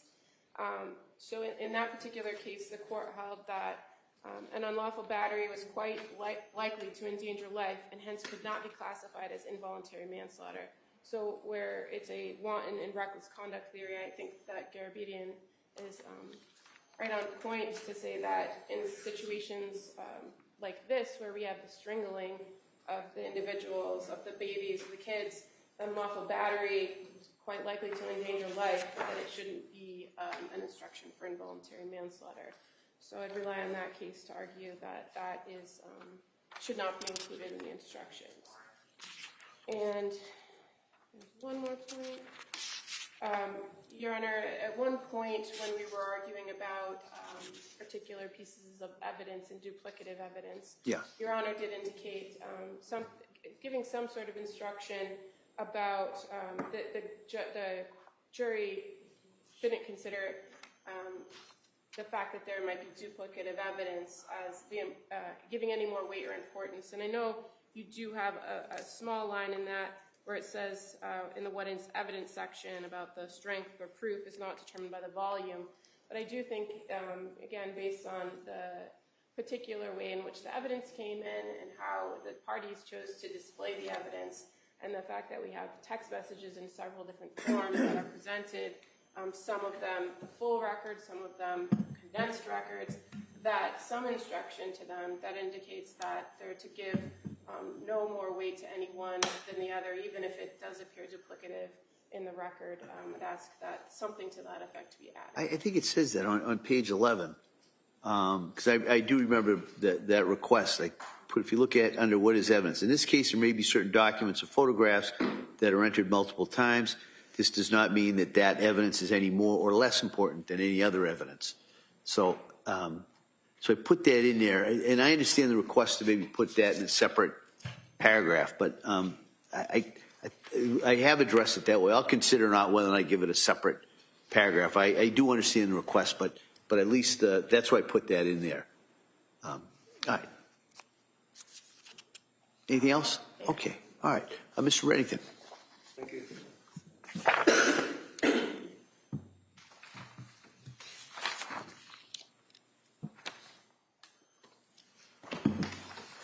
Thank you for the time to review this stuff, Judge. If I may, just going through your proposed instructions, Roman numeral 1, introduction is fine. Criminal responsibility, paragraph 1 is fine. Going down in page 2, criminal responsibility, you indicate is a legal term. Not criminally responsible with a mental disease or defect, and then you make reference to lacking substantial capacity either to appreciate criminality or wrongfulness of the conduct or conform the conduct. That's fine. And then you define you don't define it, but you talk about mental disease and defect. I understand that the law is pretty clear that the court does not have to define mental disease or defect, but you've given them a framework within which to make that decision, which is acceptable to the defendant. There is one reference in there where, if I may, does not include abnormality, only by computer criminal. So you say in that sentence, the phrase mental disease or defect is a legal... Let me find that. I'm sorry, it's page 2, second paragraph down after that first sentence. I got the phrase, go ahead. Yep, mental disease or defect, in quotes, is a legal term, not a medical term, that's fine. It need not fit into a formal medical diagnosis, fine.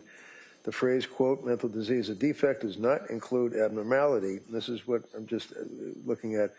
Characterized only by repeated criminal conduct So number one, I just would suggest, I don't think we have repeated criminal conduct here. I'm just wondering if that might just be a little confusing. It is for you to determine, in light of all the evidence, whether the defendant has a mental disease or defect. If the Commonwealth has proved to you beyond a reasonable doubt that the defendant was not suffering from a mental disease or defect, Commonwealth has satisfied its burden of proving that defendant was criminally responsible. So I understand and have no problem with, I would think, all the way from it is for you to determine.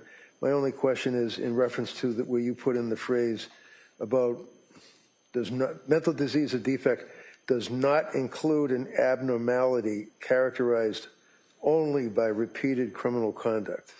I don't think that that's based on the evidence, so it might be hypothetical, but I just assume not have that in. Next paragraph, if the Commonwealth has not proved to you beyond a reasonable doubt the defendant was not suffering from a mental disease or defect, then you must consider whether, as a result of mental disease or defect, the defendant lacked substantial capacity either to appreciate or the wrongfulness of conduct or conform. That's a fair statement of the law. To establish that the defendant had substantial capacity to conform her conduct, the Commonwealth must prove beyond a reasonable doubt that any disease or defect that may have existed did not deprive defendant of her ability to behave as the law requires, that is, to obey the law. And then you do indicate that that would relate to the word appreciate, understand, more than merely to know. And then criminality, and then you do get into means the legal significance of conduct, and wrongfulness means the moral significance, which is fine. I would ask that on the next paragraph you add in before wrong in the second sentence, Commonwealth must prove that the defendant knew and understood that her conduct was illegal or it was, and I would ask that you put in there morally wrong in front of wrong. And then the rest of that paragraph is fine from my point of view. Last sentence, the court notes, defendant must have been able to realize in some meaningful way that her conduct was illegal or wrong. And again, I would just ask that you would insert the word morally wrong. That paragraph is fine. Roman numeral 2. A defendant's lack of criminal responsibility must be because of a mental disease or defect.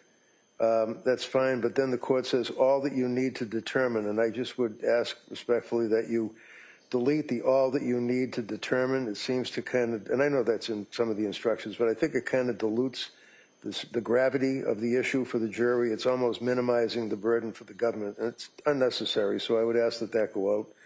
And then you could say the jury has to determine the issue and then go into the rest of the instruction as you put it, rather than saying all you need to determine. Further in that paragraph, where defendant lacks substantial capacity to appreciate, again, that's appreciate the criminality or wrongfulness of her conduct or to conform her conduct to the law solely as, okay, voluntary intoxication. Believe it or not, after 5 weeks, I think we agree. I would ask that the court not instruct on voluntary intoxication. I appreciate the fact that looking at the model charge, and I know when Your Honor is using that as a guide, they do make reference to voluntary intoxication. I just don't see that there's any evidence here of voluntary intoxication that would trigger a pre-existing mental disease or defect. I don't see that there's any issue such as a lot of the cases, as you well know, when you're dealing with a defendant who's snorting cocaine or shooting fentanyl or smoking weed. I know the case, the recent case of Commonwealth versus Aldo Dunphy, D-U-N-P-H-E, is a guy that had a marijuana psychosis, dependency, and we don't have any of that here. We just have prescription medications that were provided to the defendant. So I would ask that the court not reference voluntary intoxication. I would ask, going down to Roman numeral. So would you ask, so Roman numeral 2 on page 2, not give? Yes. And Commonwealth, that you would be in agreement with that? Yes, but I think like 2 also follows with Roman numeral 3. We haven't got to 3, so I want to make sure that, but I just kind of want to make sure as I'm going through this, it's kind of dense. you know, as am I sometimes. Yeah, it is. So I just wanted to make sure. So Roman numeral 2, both parties are of the position not to give based on the evidence as it's developed. Correct. Okay. Yep, All right. thank you. I'll consider that. I'll strongly consider that. All right. And then, so that takes us to paragraph 3. In paragraph 3, if I'm not mistaken, I did skim it pretty quickly. I think it does also reference voluntary intoxication. Yeah.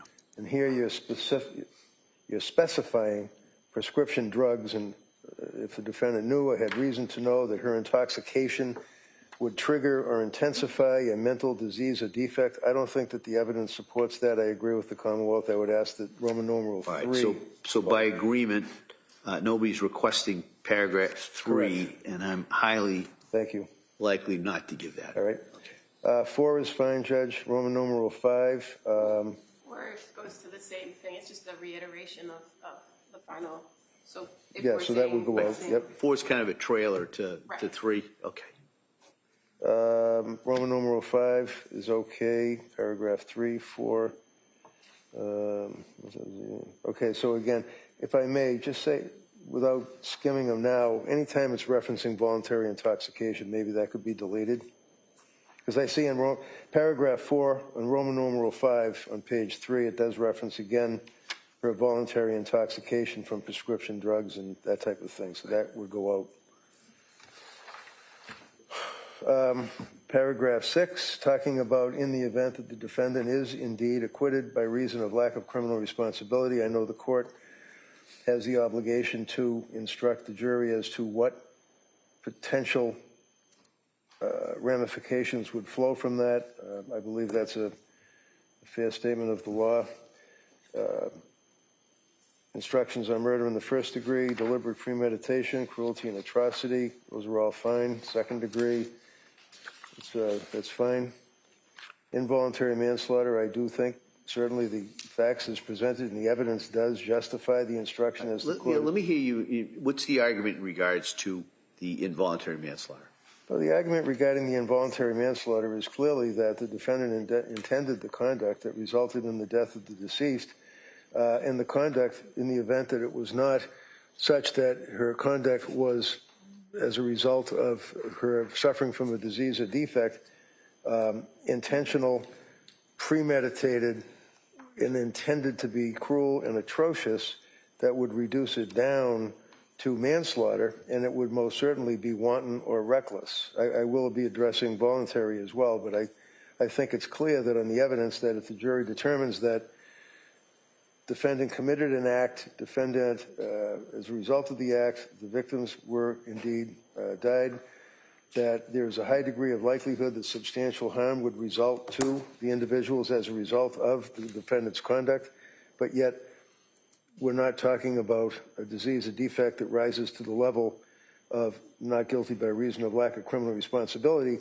You would then revert to, or default, if you will, to the standard of wanton and reckless conduct. And we know that wanton and reckless conduct under the Lansky case, basically if a defendant does an intentional act that is not just negligent, it would have to rise to the criminal standard or the criminal level of being wanton or reckless.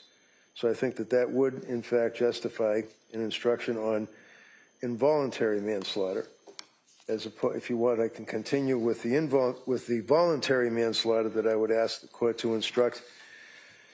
And that would relate to the issue of diminished capacity. I know the court is very familiar with Commonwealth versus Gould. I believe it's 300 Mass 672. Supreme Court decision, Patterson versus New York, that talks about evidence of a defendant's emotional or intellectual or mental state of mind that does not rise to the level of lack of criminal responsibility, but it could certainly rise to the level of extreme emotional disturbance, that would be manslaughter, not murder, and that would be under and consistent with the United States Constitution as well as the Massachusetts Constitution, because in addition to Commonwealth versus Gould, we have case law, as I'm sure I know Your Honor is aware, that talks about diminished capacity. It talks about mental disease or defect. If in fact there's evidence of a mental disease or defect, mental impairment, but it does not rise to the level of lack of criminal responsibility, then under all of those cases I just cited, plus Garabedian at 399 Mass 34, as well as my old case of Thomas Toolin, 490 Mass 698, you can have evidence of mental disease or defect that does not rise to the level of lack of criminal responsibility, but it would mitigate or reduce from the ability of the person to know that what they're doing is in fact cruel and atrocious, to know what they're doing does constitute premeditated malice, a forethought. We all know what the concept of malice is. You get the three prongs of malice. There's no doubt that mens rea is important on the concept of malice. And if a jury says, well, look, evidence is that she was going to these doctors, that she was getting prescribed medication, she was taking the medication, she was in a postpartum depression stage. I don't buy the postpartum psychosis, but I think that clearly she was over-medicated or had medications that she was involved with, plus her postpartum depression. That would then justify them to say it reduces her ability to think, to react, to know as it relates to malice, which under those cases I cited would reduce to voluntary manslaughter. So that would be voluntary manslaughter. The willful wanton conduct would be involuntary manslaughter. Reasonable doubt obviously is fine. All the rest of the instructions that you gave or that you would give are fine. I would ask that the court consider the prospect, and by way of considering involuntary intoxication, and I did cite a couple of cases, Commonwealth versus Wallace and Darsh, Piantadozzi, as it relates to evidence of involuntary intoxication. And that would apply if, in fact, there's no intentional ingestion of cocaine or some type of illicit drug, but in fact it's a prescription drug that she was ingesting consistent with the drug instructions, if you will. You know, the drug laboratories and the pharmaceutical companies, they market these products. They have, some of them have black box warnings on them. We've talked about that a little bit in this trial, talked about the age cutoff, but nevertheless, it's scary stuff. You're talking the selective serotonin uptake inhibitors, you're talking about tricyclics, you're talking about antipsychotics. So if, in fact, this young lady did not have a disease or a defect that rose to the level of lack of criminal responsibility, but as a result of the drugs that she was prescribed, not abusing, not mixing with illegal or illicit drugs, that would allow a jury to determine that it would be manslaughter based upon the involuntary intoxication. And finally,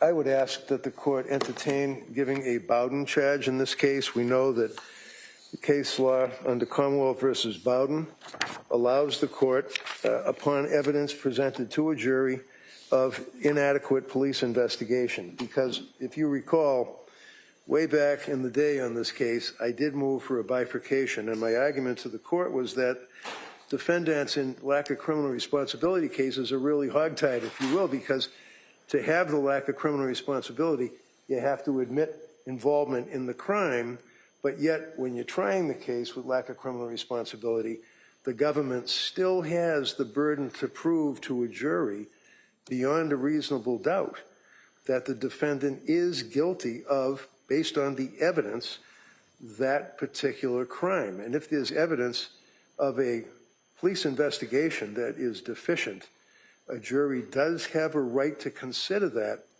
as a basis of an acquittal. They can consider that for purposes of finding reasonable doubt based upon the lousy investigation. In this case, it wasn't just a lousy investigation. It wasn't even an atrocious investigation. It was no investigation. In this case, Judge, the police, I think we all would agree, even the government, they basically accepted the fact that she strangled the kids are in the basement, she's guilty, and we move on. They didn't investigate anything. They didn't test the screen. They didn't even take a picture of the screen. They didn't see if there's any blood on the screen. There's no crushers for the alleged crushing of the medications. There's no indication that there's powder that she was crushing the medication to ingest the medication. There's all sorts of questions regarding the blood spatter, the blood. The police never investigated. They come into the court, they talk about their investigation through the crime scene laboratory and state police, and every question that I would ask about the door, about the blood drop on the door, about the siding, they come to 6 months later or whatever, they take the siding, it's degraded, they can't even test it. I could go on and on and on with the horrific investigation in this case. So I think it would be fair for the court to instruct them on Bowden. That's it. All right. Commonwealth, I know there was one, well, there were two requests I think that were, you may not have been aware of, but I wanted to give you an opportunity to be heard. One is the Bowden instruction. Also, one is the voluntary manslaughter. Before I let you do that, if I'm looking at the instruction that I have as a possible instruction regarding involuntary manslaughter, Mr. Rankin, doesn't, if we took the word involuntary out of there, doesn't that instruction there apply to the argument that you're making, considering the last paragraph? I'm sorry, which paragraph? Yeah, up on page 8. Okay. We're talking about the manslaughter instruction. Yes, I do.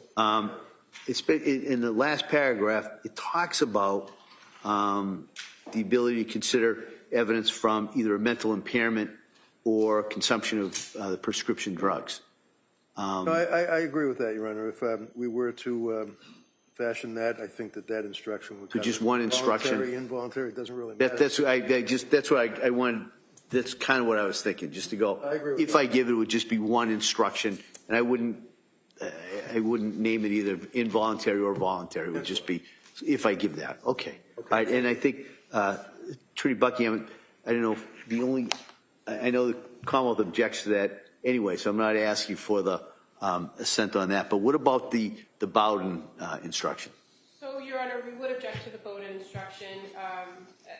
Again, counsel is free to argue whatever he wants about the police investigation in this case, but as far as failures of the investigation that have been identified in the course of the trial, I don't see that there is any. And everything that Attorney Reddington just said about what they didn't test, they didn't test the screen. Well, there's clear photographs of the screen and the condition of the screen, and that was very apparent. That was done on the day of the incident. It was documented. Witnesses testified about that. Witnesses gave statements about the window in and of itself. The blood on the outside of the house was observed. There's been adequate testimony about why it wasn't swabbed on that particular day, and there also has been adequate testimony about subsequent decisions to go back and get information or get the swabs from that area and what testing was done, and that there was testing done to identify that it was the defendant's blood that was on the outside. So I think that the evidence, the claims have been made, but the evidence shows that there has been an adequate police investigation. The only point of contention appears to be the drawer and the pill bottles, and there's been some claims made about things that were not done about those things. But again, I think there's been adequate testimony about why those things weren't flagged on that day of the incident. Police weren't aware of the fact that there was actually an ingestion of medications on that particular day. And when they did notify, or when they were aware, we had prescription bottles that were provided by Patrick Clancy, but those bottles in that drawer conveniently never got produced for testing or further analysis. So I think, again, he's free to argue it. I don't think it rises to the level of an instruction. And just to kind of as a side note on a comment about involuntary instruction, I don't think there is a one. So I would ask that the court not consider that, because I don't think there is an actual instruction about it. Again, counsel's free to argue that in the form of intent, in the form of whether the Commonwealth has met its burden regarding criminal responsibility. But as far as I can find, there's no particular instruction on that. And if Your Honor were to provide an instruction, then according to the case law, if it's raised to that level, then we would have the burden of proving voluntary consumption, which would put all of that back into play that we've now just agreed. All right. Well, I am going to give a manslaughter instruction in line with basically what's on page 8. I am not going to give a Bowden instruction. The defendant is free to argue that any deficiencies that he feels that are in the investigation, certainly free to argue.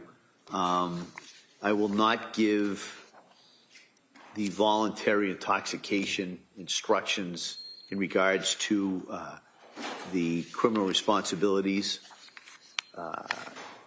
So I'll have a better draft in the morning, but I just kind of wanted to let you know what the instructions are so that you can prepare your closing arguments. In speaking of those closings, how much time do you think you may need on that? I'm usually pretty quick. I would say half hour. I was thinking more of an hour. All right. I was thinking of all the testimony, all the exhibits. If the parties want an hour, you don't have to use it all. And like I said, I've seen all three of you try cases, so I know you'll be making progress. So if it gets to 1 hour and 1 minute, I'm not going to push the button. So just so we can kind of have some estimate. All right. Anything else we need to address, you think, before tomorrow? No, thank you. All right. Well, Counsel, again, thanks for all your efforts in regards to this. So I'll have a full copy of this first thing in the morning, and we'll do arguments in charge, hopefully as soon as we are ready tomorrow morning. There is one other minor matter that we've talked about. There is that police report, the security sergeant from the hospital, Brigham and Women's, that we're going to redact and just reduce to like a paragraph. She's the one that I summoned, but she's on maternity leave. And we could introduce that, just that one paragraph. And we're missing one exhibit, which is the Infants Hospital in Rhode Island, but we're going to look and see if the government has it. We don't have it. I thought that, but we'll double check. I thought that defense had decided not to put in anything from that report because he was going to provide a proposed stipulation for that portions of that report, and then he didn't. So I didn't think that, and then we both rested, and then I rested again. So I didn't think that was coming in, but I'm happy to look over what defense is wants to stipulate to. All right. So why don't we do that? If there's a need to technically reopen the case so that the parties could put in what they thought they put in, if it's by agreement, if it's just in regards to some of those records, I think we could do that. Okay. So anything else? No. Oh, about redactions, that was the other thing. Was it just that one report, a couple reports we're going to have to deal with? I believe that everything that required redaction has been redacted. All right. I think so. Yeah, I'm not aware of anything we have. All right. I'm just asking. All right. All right. So thank you very much. We'll see everybody tomorrow morning. All right. Thank you. Court, all rise.